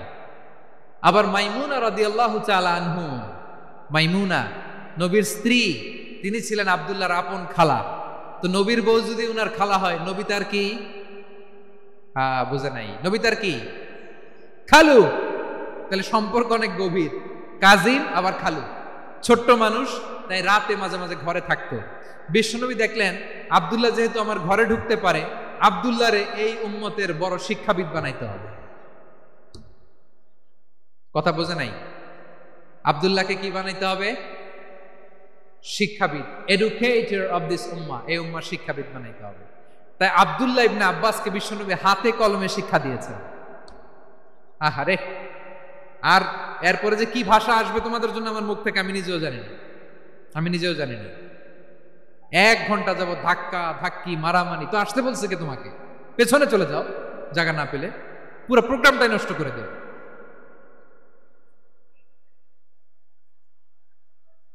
জি, আমার দিকে তাকান, আমি শেষ করে দিচ্ছি। হবে না, ইন্টেলেকচুয়াল আলোচনা এখানে হবে না, আমি বুঝতে পারছি, আমি শেষ করে দিচ্ছি। আব্দুল্লাহ ইবনে আব্বাস রাদিয়াল্লাহু তাআলা আনহু, মনোযোগ দিয়ে কয়েকটা মিনিট শুনুন, আমি এখনই শেষ করে দিচ্ছি, এরপর আওয়াজ করবে। এই যে এগুলো কি আমি বুঝলাম না। আমি বললাম না সব করা যাবে, বসে যাও, শুয়ে যাও, চলে যাও, আওয়াজ করা যাবে না। অন্যকে বসো এটাও বলার দরকার নেই, জাস্ট এদিকে তাকাও। আল্লাহ। আব্দুল্লাহ ইবনে আব্বাস রাদিয়াল্লাহু তাআলা আনহু, ওনাকে বিশ্বনবী হাতে কলমে শিক্ষা দিয়েছেন, যেহেতু উম্মতের শিক্ষাবিদ হবেন, এডুকেটর হবেন। তো বিশ্বনবী রাতে যখন তাহাজ্জুদ পড়তেন, ছোট্ট আব্দুল্লাহ ঘরে থাকতো, বুঝতে পেরেছেন? ছোট্ট মানুষ তো ঘরে থাকতো। তো বিশ্বনবী তাহাজ্জুদের জন্য একবার দাঁড়িয়েছেন, ছোট্ট আব্দুল্লাহ ওযু করে দাঁড়াইছে। আচ্ছা বলেন তো, ইমাম আর মুসল্লি মোট যদি 2 জন হয়, একজন ইমাম একজন মুসল্লি, তো মুসল্লি ইমামের কোন দিকে দাঁড়াবে? ডানে দাঁড়াবে। ছোট্ট আব্দুল্লাহ বুঝে নাই, বিশ্বনবী তাহাজ্জুদ শুরু করেছেন, উনি ইক্তেদা করছেন আর দাঁড়াইছেন বায়ে।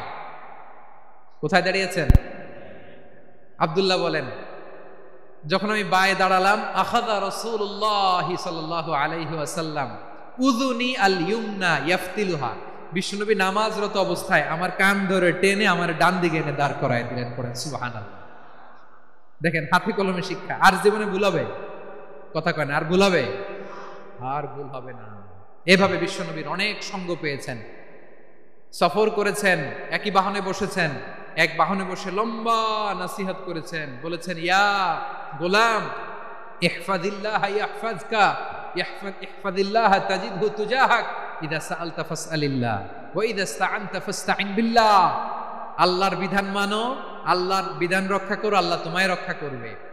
আব্দুল্লাহ, চাইতে হলে আল্লাহর কাছে চাও, সাহায্য চাইতে হলে আল্লাহর কাছে সাহায্য চাও। মনে রেখো, গোটা বিশ্বের সবাই যদি তোমার সাহায্য করতে চায় ততটুকুই করতে পারবে যতটুকু আল্লাহ তোমার নসিবে রেখেছে। গোটা বিশ্ব যদি তোমার বিরুদ্ধে ষড়যন্ত্রে দাঁড়িয়ে যায়, ক্ষতি ততটুকু করতে পারবে যতটুকু তোমার জন্য বরাদ্দ আছে, এর বাইরে কিছু করতে পারবে না। আওয়াজ করে বলেন ঠিক কিনা? এভাবে হাতে কলমে শিখিয়েছেন, বিশ্বনবীর সঙ্গ পেয়েছেন। ওনাকে বিষ্ণু ইসা ইসলাম শিক্ষাবিদ, এডুকেটেড অফ দিস উম্মাহ হিসেবে সিলেক্ট করেছেন, হাতে কলমে শিখিয়েছেন। বিশ্বনবী একবার প্রকৃতির ডাকে সাড়া দিয়ে এসেছেন। এখন কি করতে হবে? নামাজের জন্য অজু করতে হবে। বিশ্বনবী এসেই দেখেন অজুর বদনায় পানি ভরা, খুশি হয়ে গেলেন, বললেন কে রেখেছে পানি? একজন বলল আব্দুল্লাহ রেখেছে। বিশ্বনবী অত্যন্ত খুশি হলেন, খুশি হয়ে একটা দোয়া করলেন, বললেন আল্লাহুম্মা ফাক্কিহু ফিদ্দীন ওয়া আল্লিমহু তা'ওয়ীল। আল্লাহ, তুমি আব্দুল্লাহকে দ্বীনের বুঝ দিও আর কোরআনের তাফসির শিক্ষা দিও। বিশ্বনবীর এই দোয়া এমন লাগছে, উনি রাইসুল মুফাসসিরিন, এই পৃথিবীতে যত মুফাসসির ছিল, যত মুফাসসির আসবে, সকল মুফাসসিরের সম্রাট হিসেবে স্বীকৃত হয়েছেন আব্দুল্লাহ ইবনে আব্বাস। বিশ্বনবী ওনারা আজান শিখান নাই, বিশ্বনবী ওনারা ল্যাঙ্গুয়েজ শিখান নাই, বিশ্বনবী ওনারা অ্যাম্বাসাডর বানান নাই, হাতে কলমে শিক্ষা দিয়েছেন।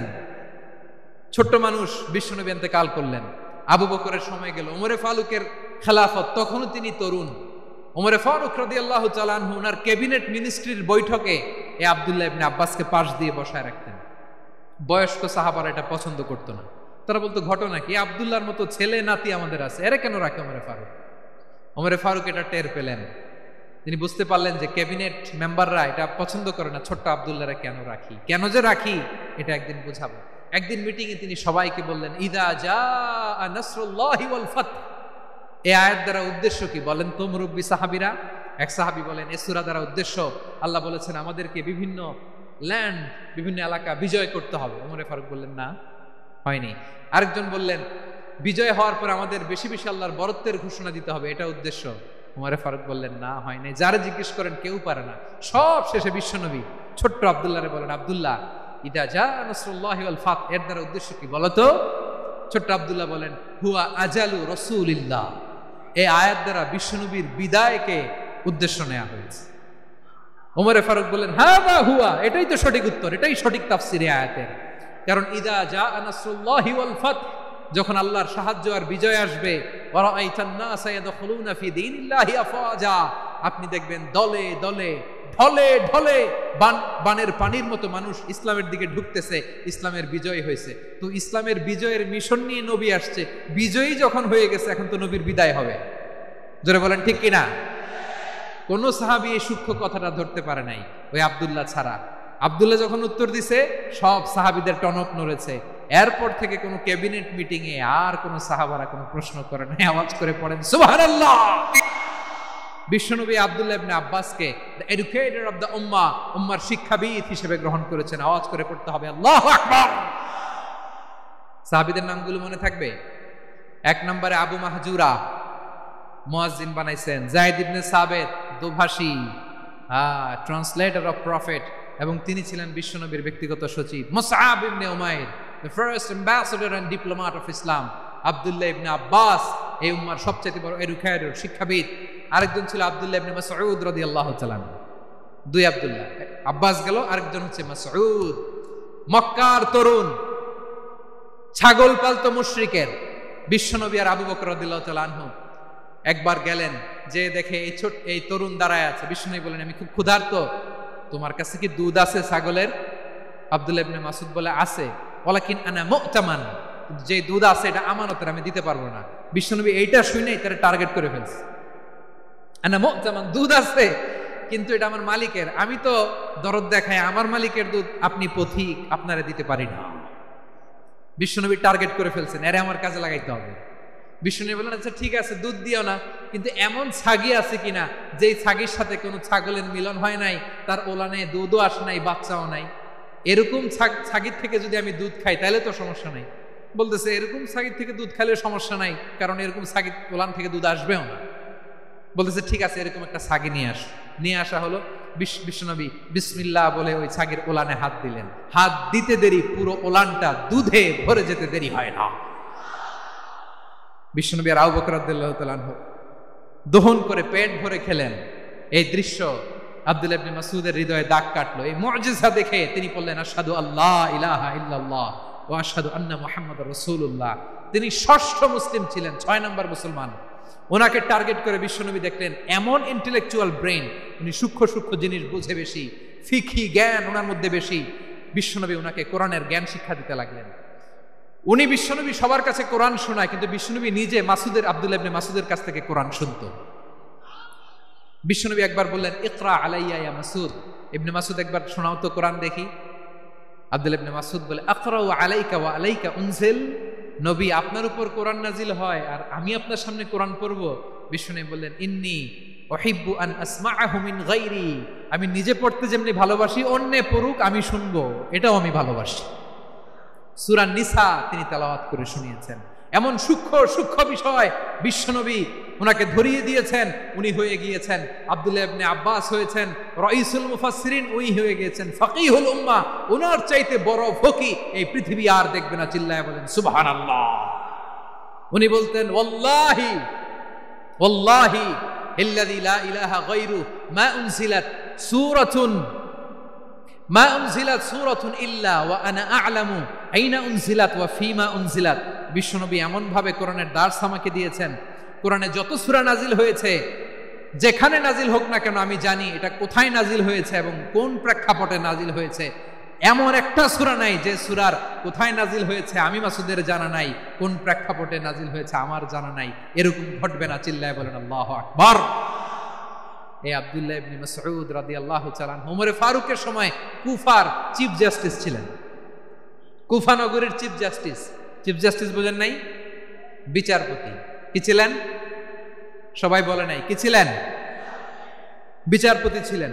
এবং ওনার যে ফিকহি জ্ঞানের ধারা, এটাই আলকামা, ইব্রাহিম আন-নাখাই, হাম্মাদ ইবনে সুলাইমান হয়ে ইমাম আবু হানিফা পর্যন্ত পৌঁছেছে। এবং ওনার ফিকহি জ্ঞানের ধারাই হানাফি মাযহাবে অ্যাকসেপ্ট হয়েছে। আজও এগুলো হানাফি মাযহাবে চর্চিত হয়। হানাফি মাযহাবের সব ফিক আব্দুল্লাহ ইবনে মাসউদের ফিকহি জ্ঞানের ধারা থেকে নেওয়া হয়েছে। চিল্লায় পড়েন সুবহানাল্লাহ। তাহলে উনাকে বিশ্বনবী বানিয়েছেন জুরিস্ট, আইনবিদ, ফাকিহ।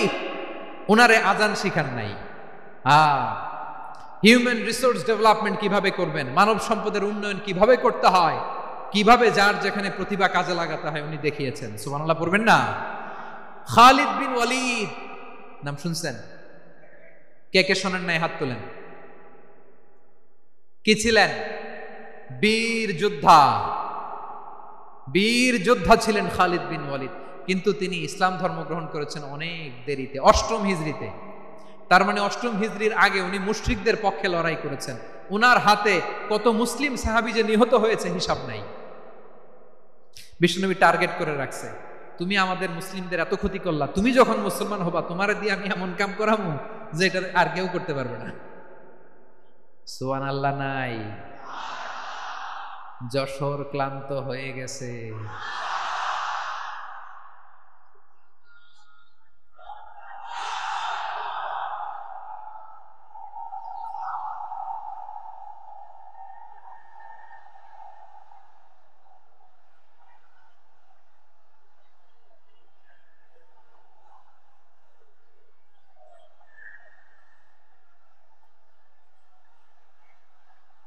মাশাআল্লাহ।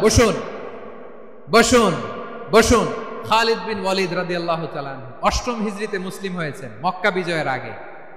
তো মক্কা বিজয়ের আগে যখন মুসলিম হয়েছেন, এর আগে কি করছেন? কাফিরদের সাথে যুদ্ধ করেছেন। উনি উহুদের যুদ্ধে মুসলমানদের যে পরাজয় ভাব, কঠিন পরিস্থিতির মুখোমুখি উনার কারণে পেছন থেকে এমন আতর্কিত আক্রমণ করেছেন, মুসলমানদেরকে কচুকাটা করেছেন। অষ্টম হিজরিতে আল্লাহ তাআলা হেদায়েতের নূর দিয়ে ওনার হৃদয়টাকে উজালা করে দিলেন। লা ইলাহা এটা এমন বাণী যার হৃদয়ে একবার টাচ খাবে এইটা থেকে সে আর পালিয়ে বেড়াতে পারে। ঝিনুকের ভেতর লুকিয়ে থাকে যেমন মতি, ঝিনুকের ভেতর লুকিয়ে থাকে যেমন মতি, কালমা শাহাদাতে আছে আল্লাহর জ্যোতি, কালমা শাহাদাতে আছে আল্লাহর জ্যোতি। ঠিক কিনা বলেন? মক্কা বিজয়ের আগে মুসলিম হলেন, হওয়ার পরেই বিশ্বনবীর টার্গেট ফুলফিল হলো। ওই যে টার্গেট করে রেখেছেন আর দোয়া করেছেন, খালিদ বিন ওয়ালিদ যদি মুসলিম হয় তাকে আমি মিলিটারি চিফ বানাবো। ওনাকে আজান শিখান নাই, ওনারে কান ধইরা নামাজের এই মাথা থেকে ওই মাথা আনান নাই, ফিকহি কোরআনের সূক্ষ্ম তাফসীর ওনারে শিখান নাই, অ্যাম্বাসেডর বানান নাই। বিষ্ণু ইসলাম উনাকে সামরিক অভিযানে প্রেরণ করেছেন। সামরিক অভিযানে তিনি প্রেরণ করেছেন। উনার জীবদ্দশায় উনার নেতৃত্বে যতগুলো যুদ্ধ হয়েছে একটা যুদ্ধেও তিনি পরাজয় বরণ করেন না। ওমরে ফারুকের সময়কালে তিনি চিফ অফ মুসলিম মিলিটারি মানে মুসলিম সেনাপতি হয়েছেন। যশোর আওয়াজ করো, ঠিক কিনা বলো? সেনাপতি, মুসলিম সেনাপতি। তাহলে কিভাবে হিউম্যান রিসোর্স ব্যবহার করতে হয় গোটা বিশ্ব আমার নবীর কাছ থেকে শিখে না। খালিদ বিন ওয়ালিদ, ওনাকে বিশ্বনবী একটা উপাধি দিয়েছেন। উপাধিটা হচ্ছে সাইফুল্লাহিল মাসলুল, আল্লাহর নাঙ্গা তরবারি, আল্লাহর খোলা তরবারি, দ্য ওপেন সোর্ড অফ আল্লাহ। খালিদ বিন ওয়ালিদ মুসলিম সেনাপতি। হাসান বিন সাবেত নাম শুনছেন? দেখি উনি কি ছিল বলেন। রাসূলের সভা কবি, কালচারাল হিজিমনিকে ডিফিট করার জন্য উনি ভালো অস্ত্র চালানো জানতেন না, ওই কাজে উনি যেতেন না। ওনার ছিল কাব্য প্রতিভা। কাব্য প্রতিভা, কাফিররা কবিতা দিয়ে নবীকে গালি দিত। বিশ্বনবী বলতেন, ইয়া হাসান আজিব আন রাসূলিল্লাহ, তুমি নবীর হয়ে কাফেরদের এই কথাগুলোর জবাব দাও। বিশ্বনবীর একটা মিম্বার ছিল, বিশ্বনবীর মিম্বারের পাশাপাশি মসজিদে নববীতে এই হাসান বিন সাবেতের জন্য বিশ্বনবী একটা স্পেশাল মিম্বার বানিয়ে দিয়েছেন। এখান থেকে তুমি জবাব দাও। এবং বিশ্বনবী বলেছেন, আল্লাহুম্মা আইয়িদহু বিরূহিল কুদুস, আল্লাহ হাসান আমার পক্ষে জবাব দেয়, তুমি জিব্রাইল মারফত তাকে সাহায্য পাঠাইয়া দিও। রাসূল সাল্লাল্লাহু আলাইহি ওয়াসাল্লামের সভা কবি, the poet of the prophet, নবীর কবি। উনি কবিতা দিয়ে এমন উচ্চাঙ্গের ভাষায় কবিতা দিয়ে তিনি জবাব দিতেন, কাফিরদের গা শিহরে যেত, তাদের হৃদয়ে আগুন ধরে যেত। তাহলে এরকম কবিরও দরকার আছে না নাই? এখন যাকে আল্লাহ দিছে কাব্য প্রতিভা, এরা যদি আপনি যুদ্ধের ময়দানে পাঠান হবে? যারে দিছে সুরেলা গলা, এরা যদি অ্যাম্বাসেডর বানান হবে না। হাসান বিন সাবিত ছিলেন বিষ্ণু ইসলামের কবি। হুযায়ফা ইবনুল ইয়ামান বিশ্বনবীর গোয়েন্দা বিভাগের প্রধান। কিসের প্রধান? হুযায়ফা ইবনুল ইয়ামান। ওনার ছিল ডিটেকটিভ মাইন্ড, ডিটেকটিভ মাইন্ড, গোয়েন্দা বিভাগের প্রধান। এবং উনি হচ্ছেন সাহিবু সিররি রাসূলিল্লাহ, রাসূল সাল্লাল্লাহু আলাইহি ওয়াসাল্লামের গোপন তথ্যের ধারক বাহক। নবীর যেই কথা কেউ জানে না, সব হুযায়ফার পেটের ভিতরে ছিল। সুবহানাল্লাহ পড়েন। মদিনার যত ইহুদিদের একটা লিস্ট ছিল, এই লিস্ট শুধু দুইজন জানতো, বিশ্বনবী আর হুযায়ফা। সুবহানাল্লাহ পড়বেন না? তাহলে ওনাকে কোন দায়িত্ব দিছে? কোন বিভাগ? যশোর আওয়াজ করো, কোন বিভাগ? গোয়েন্দা বিভাগের হেড ছিল। খন্দকের যুদ্ধে প্রচন্ড আজকের মতো শৈত্য প্রবাহ, মাটি খনন করতে করতে সাহাবীদের পেটে ক্ষুধা নাই, দাঁড়াইতে পারে না নামাজের জন্য, এত ক্লান্ত, ক্ষুধা, ক্লান্ত, শ্রান্ত। বিশ্বনবী বললেন, কে আছো? এই কঠিন শীত, এই ভয় আর ক্ষুধার মধ্যেও খন্দকের পরীক্ষার টপকে শত্রুর শিবিরে যে আমাকে তথ্য দিবা, কে আছো? কারো গায়ে শক্তিই নাই যে দাঁড়াবে, কেউ দাঁড়ায় না। বিশ্বনবী তখন নিজে হুযায়ফাকে ডাক দিলেন, হুযায়ফা, যে আমাকে আজকে শত্রু শিবিরের তথ্য এনে দিবে, সে জান্নাতে আমার মোরাফাকা, আমার সঙ্গী হবে। হুযায়ফা রাদিয়াল্লাহু ইবনুল ইয়ামান জীবনের ঝুঁকি নিয়ে এই ক্ষুধা, শৈত্য প্রবাহ, কোল্ড ওয়েভসকে উপেক্ষা করে পরীক্ষা টপকে শত্রু শিবিরে যে সবার কথাগুলো চুপে চুপে শুনে বিশ্বনবীর দরবারে এসে গোয়েন্দাদের মতো তথ্য সরবরাহ করেছেন। বিশ্বনবীর গোয়েন্দা বিভাগের প্রধান হুযায়ফা ইবনুল ইয়ামান ইন্টেলিজেন্স বিভাগ চালাতেন। মুনাফিকদের নাম ওনার কাছে ছিল। মুআয ইবনে জাবাল মদিনা রাষ্ট্রের সবচেয়ে সিনিয়র আমলা ছিলেন। আমলাতন্ত্র চিনেন তো? প্রশাসনিক কাজ যারা চালায়, অ্যাডমিনিস্ট্রেশন বুঝেন না? The department of administration. মদিনার রাষ্ট্রের সিনিয়র আমলা মুআয ইবনে জাবাল মুতাখাসসিসুন ফিল হালাল ওয়াল হারাম, হালাল হারামের স্পেশালিস্ট ছিলেন। বিশ্বনবী উনাকে ইয়ামানের গভর্নর করে পাঠাইছেন। বলেছেন ইন্নাকা তা'তি কওমান আহলা কিতাব, এমন গোষ্ঠীর কাছে যাবা যারা ইহুদি নাসারা, আগে শাহাদা পড়লে এরপরে নামাজের দাওয়াত দিও, নামাজ পড়লে যাকাতের দাওয়াত দিও। গভর্নরের অ্যাটিটিউড যেমন থাকে তেমন অ্যাটিটিউড ধরে রেখো। সুবহানাল্লাহ পড়েন। তাহলে মুআয ইবনে জাবালকে দিয়ে বিশ্বনবী কবিতা লেখায় নাই, চিঠি লেখায় নাই, আজান দেওয়ায় নাই। সুবহানাল্লাহ পড়বেন না? সব শেষ সাহাবী বলি আবু হুরায়রা রাদিয়াল্লাহু তাআলা আনহু, নাম শুনছেন? বিড়ালের বাবা। কি করতেন? খালি হাদিস মুখস্থ করতেন। উনি বলতেন আলজামু রাসূলুল্লাহ আলা মিলই বাতনি, আমার শুধু পেটের ক্ষুধার বন্দোবস্ত হইলে আমি নবীর সঙ্গ ছাড়তাম না। আমার আনসার সাহাবারা ক্ষেত খামারের কাজ করতো, আমার মুহাজির সাহাবারা ব্যবসা করতো, আর আমি নবীর সাথে সাথে থাকতাম। শুধু সকাল বিকাল দুই বেলা যদি আমার খাবারের বন্দোবস্ত হয় আমি আর নবীর লক ছাড়ি না। সুবহানাল্লাহ কইবেন না? 5374টা হাদিস তিনি বর্ণনা করেছেন। সবচেয়ে বেশি হাদিস বর্ণনাকারী সাহাবী। হাদিস প্রিজার্ভেশনের কাজে বিশ্বনবী ওনাকে কাজে লাগিয়েছেন। উনি একদিন বলেন ইয়া রাসূলুল্লাহ আসমাউ মিনকা কাসীরান ফালা আহফাজু, নবী অনেক কথা শুনি আমার মনে থাকে না। বিষ্ণু বললেন তাই? উবসুত রিদাক, তোমার চাদরটা বিছাও। আবু হুরায়রা বিছালেন, বিশ্বনবী হাত বুলায় দিলেন, এরপরে অনেক হাদিস বর্ণনা করলেন। আবু হুরায়রা বলে তারপর থেকে বিশ্বনবী যাই বর্ণনা করে আমি শুনি আর একটাও ভুলি না। এখন সুবহানাল্লাহ। বিশ্বনবী ওনাকে হাদিস প্রিজার্ভেশন, নবীর এই যে লক্ষ্য হাদিস প্রিজার্ভেশনের এই দায়িত্ব দিয়েছেন সাইয়েদনা আবু হুরায়রা রাদিয়াল্লাহু তাআলা আনহুকে। প্রিয় ভাইরা, তাহলে 10 জন সাহাবীর কথা যে বললাম, আপনারা কি খেয়াল করেছেন কত বড় ট্যালেন্ট হান্টার, চৌকস ট্যালেন্ট হান্টার ছিল আমার নবী। এক একজনের এক এক ট্যালেন্ট, এক এক কাজে অ্যাসাইন করেছেন, এক একজনকে এক এক দায়িত্ব দিয়েছেন, এক একজনের প্রতিভাকে এক একভাবে বিকশিত হওয়ার সুযোগ দিয়েছেন। আওয়াজ করে বলেন ঠিক কি না? এখন আমার পর্দার আড়ালে আমার মায়েরা বলবে এতগুলো পুরুষ সাহাবীর কথা বললো, নারী সাহাবীরা কি কিছু করে নাই? হ্যাঁ, একজন নারী সাহাবীর কথা বলে মোনাজাত হবে, দোয়া ছাড়া কেউ যাব না। রুফাইদা আল আসলামিয়া রাদিয়াল্লাহু তাআলা আনহা, ওনার বাবার নাম সাআদ আল আসলামি। বিশ্বনবী কি খেয়াল করলেন দেখেন, সাআদ ছিল মদিনার বড় ডাক্তার। এই নারী সাহাবী রুফাইদা বাবার কাছ থেকে চিকিৎসা বিদ্যা শিখেছেন। যখন শিখছে বিশ্বনবী দেখলেন আমার তো প্রতি সপ্তাহে সপ্তাহে যুদ্ধে আহত সাহাবীদের সেবা দিবে কে? বিশ্বনবী রুফাইদাকে বললেন রুফাইদা তুমি মসজিদে নববীর পাশে একটা মেডিকেল ক্যাম্প করো। এই যে সাকিনা আদ্দিন মেডিকেলের আমার ছাত্রী বন্ধুরা শুনে রাখো, তোমাদের আইকন হচ্ছে রুফাইদা আল আসলামিয়া। বিশ্বনবীর ডিরেকশন অনুযায়ী তিনি মসজিদে মেডিকেল ক্যাম্প করলেন এবং আহত সাহাবাদের চিকিৎসা উনি ওনার টিম নিয়ে দিতেন। বিশ্বনবীর পরামর্শে উনি আনসারি এবং মুহাজির মহিলা সাহাবীদেরকে নিয়ে একটা স্পেশাল মেডিকেল টিম গঠন করলেন।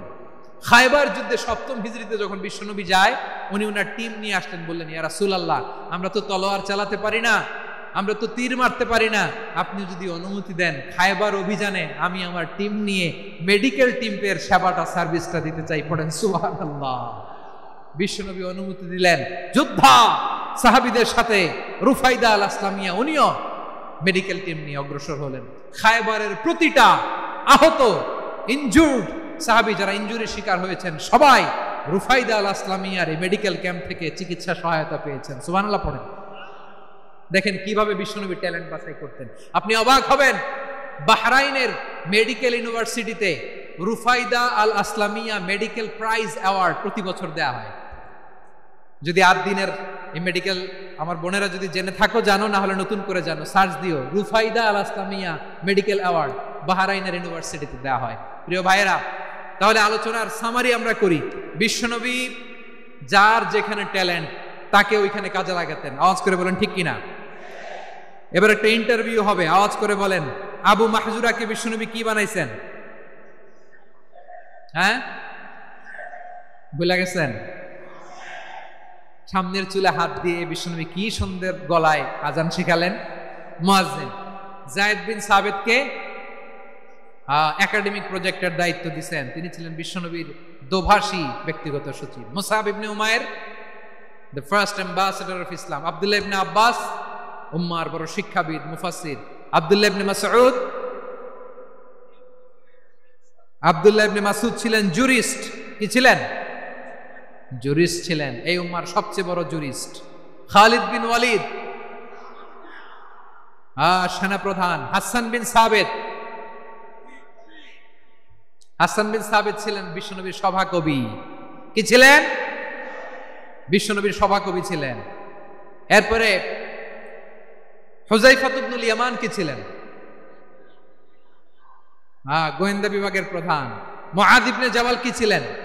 সিনিয়র আমলা, ইয়ামানের গভর্নর। আবু হুরায়রা রাদিয়াল্লাহু তাআলা আনহু হাদিস প্রিজার্ভেশনের কাজ করেছেন। আর আমাদের রুফাইদা আল আসলামিয়া রাদিয়াল্লাহু তাআলা আনহা কি ছিলেন? নার্স ছিলেন। নার্স হয়ে মেডিকেল সেবা দিয়েছেন। প্রিয় ভাইরা, পুরো আলোচনার যদি সামারি করি তাহলে বিশ্বনবী যেভাবে হিউম্যান রিসোর্সকে ম্যানেজ করেছেন, যার যেখানে প্রতিভা কাজে লাগিয়েছেন, আমরাও যদি করি আমাদের বাংলাদেশের চিত্র আমরা পাল্টে দিতে পারবো। আমরা শুরুতে শুনেছি মানুষের আছে অসীম সম্ভাবনা, প্রতিটা মানুষ অনন্য, যত্ন নিলে, যথাযথ পরিচর্যা করলে মানুষ বিশ্ব জয় করতে পারে। ঠিক কিনা?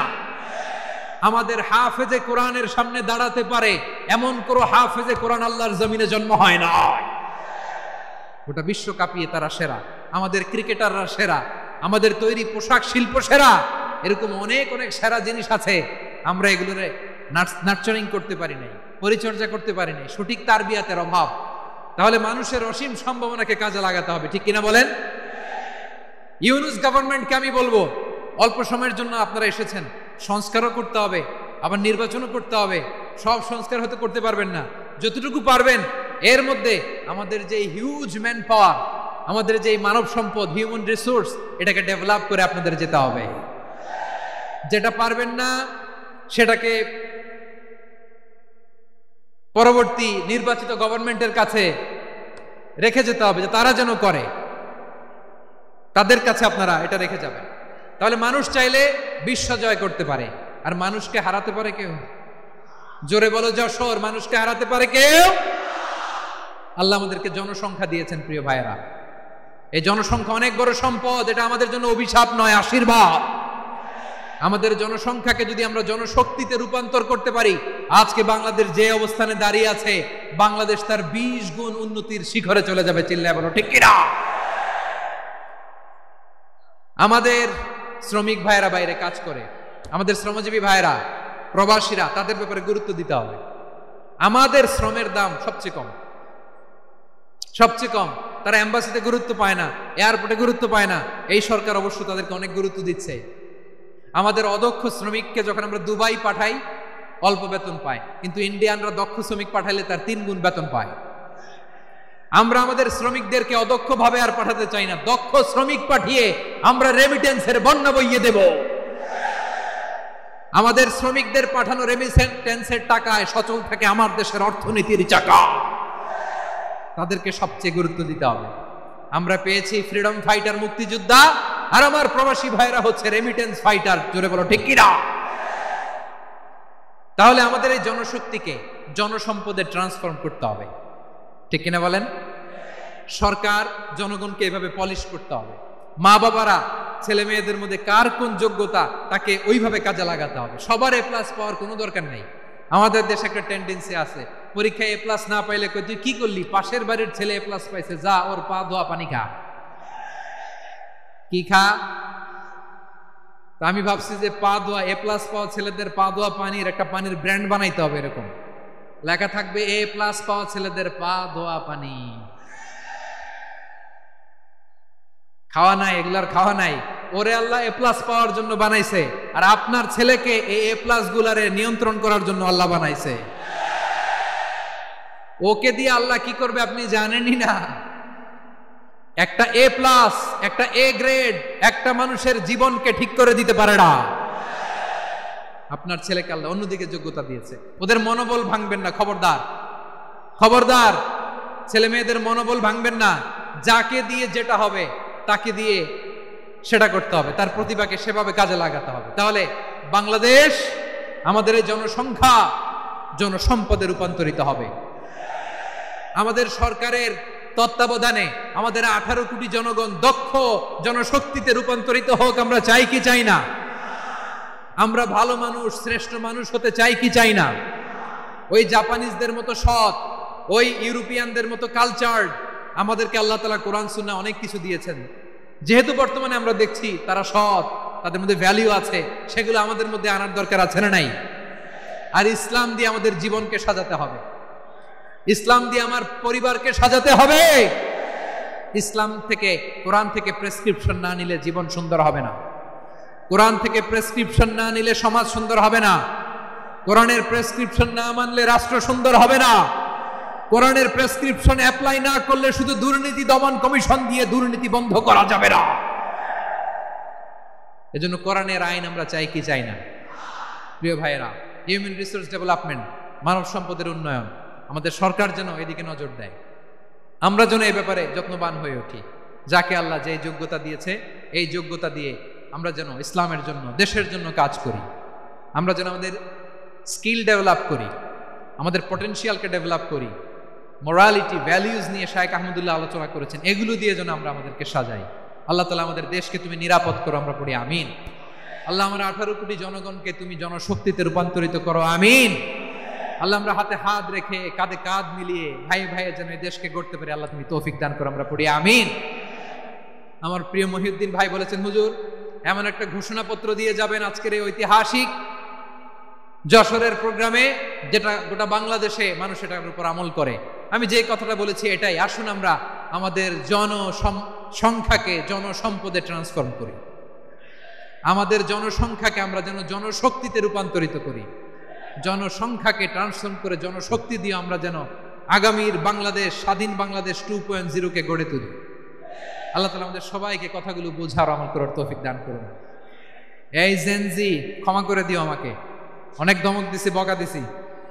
আল্লাহ তোমাদেরকে করুক, কবুল করুক, যশোরবাসীকে কবুল করুক, আদ দিনকে কবুল করুক, এই মেডিকেল কলেজকে কবুল করুক, ইসলামের জন্য বাঁধ ভাঙা এই জোয়ার এবং উচ্ছ্বাসকে আল্লাহ তাআলা কবুল করুক।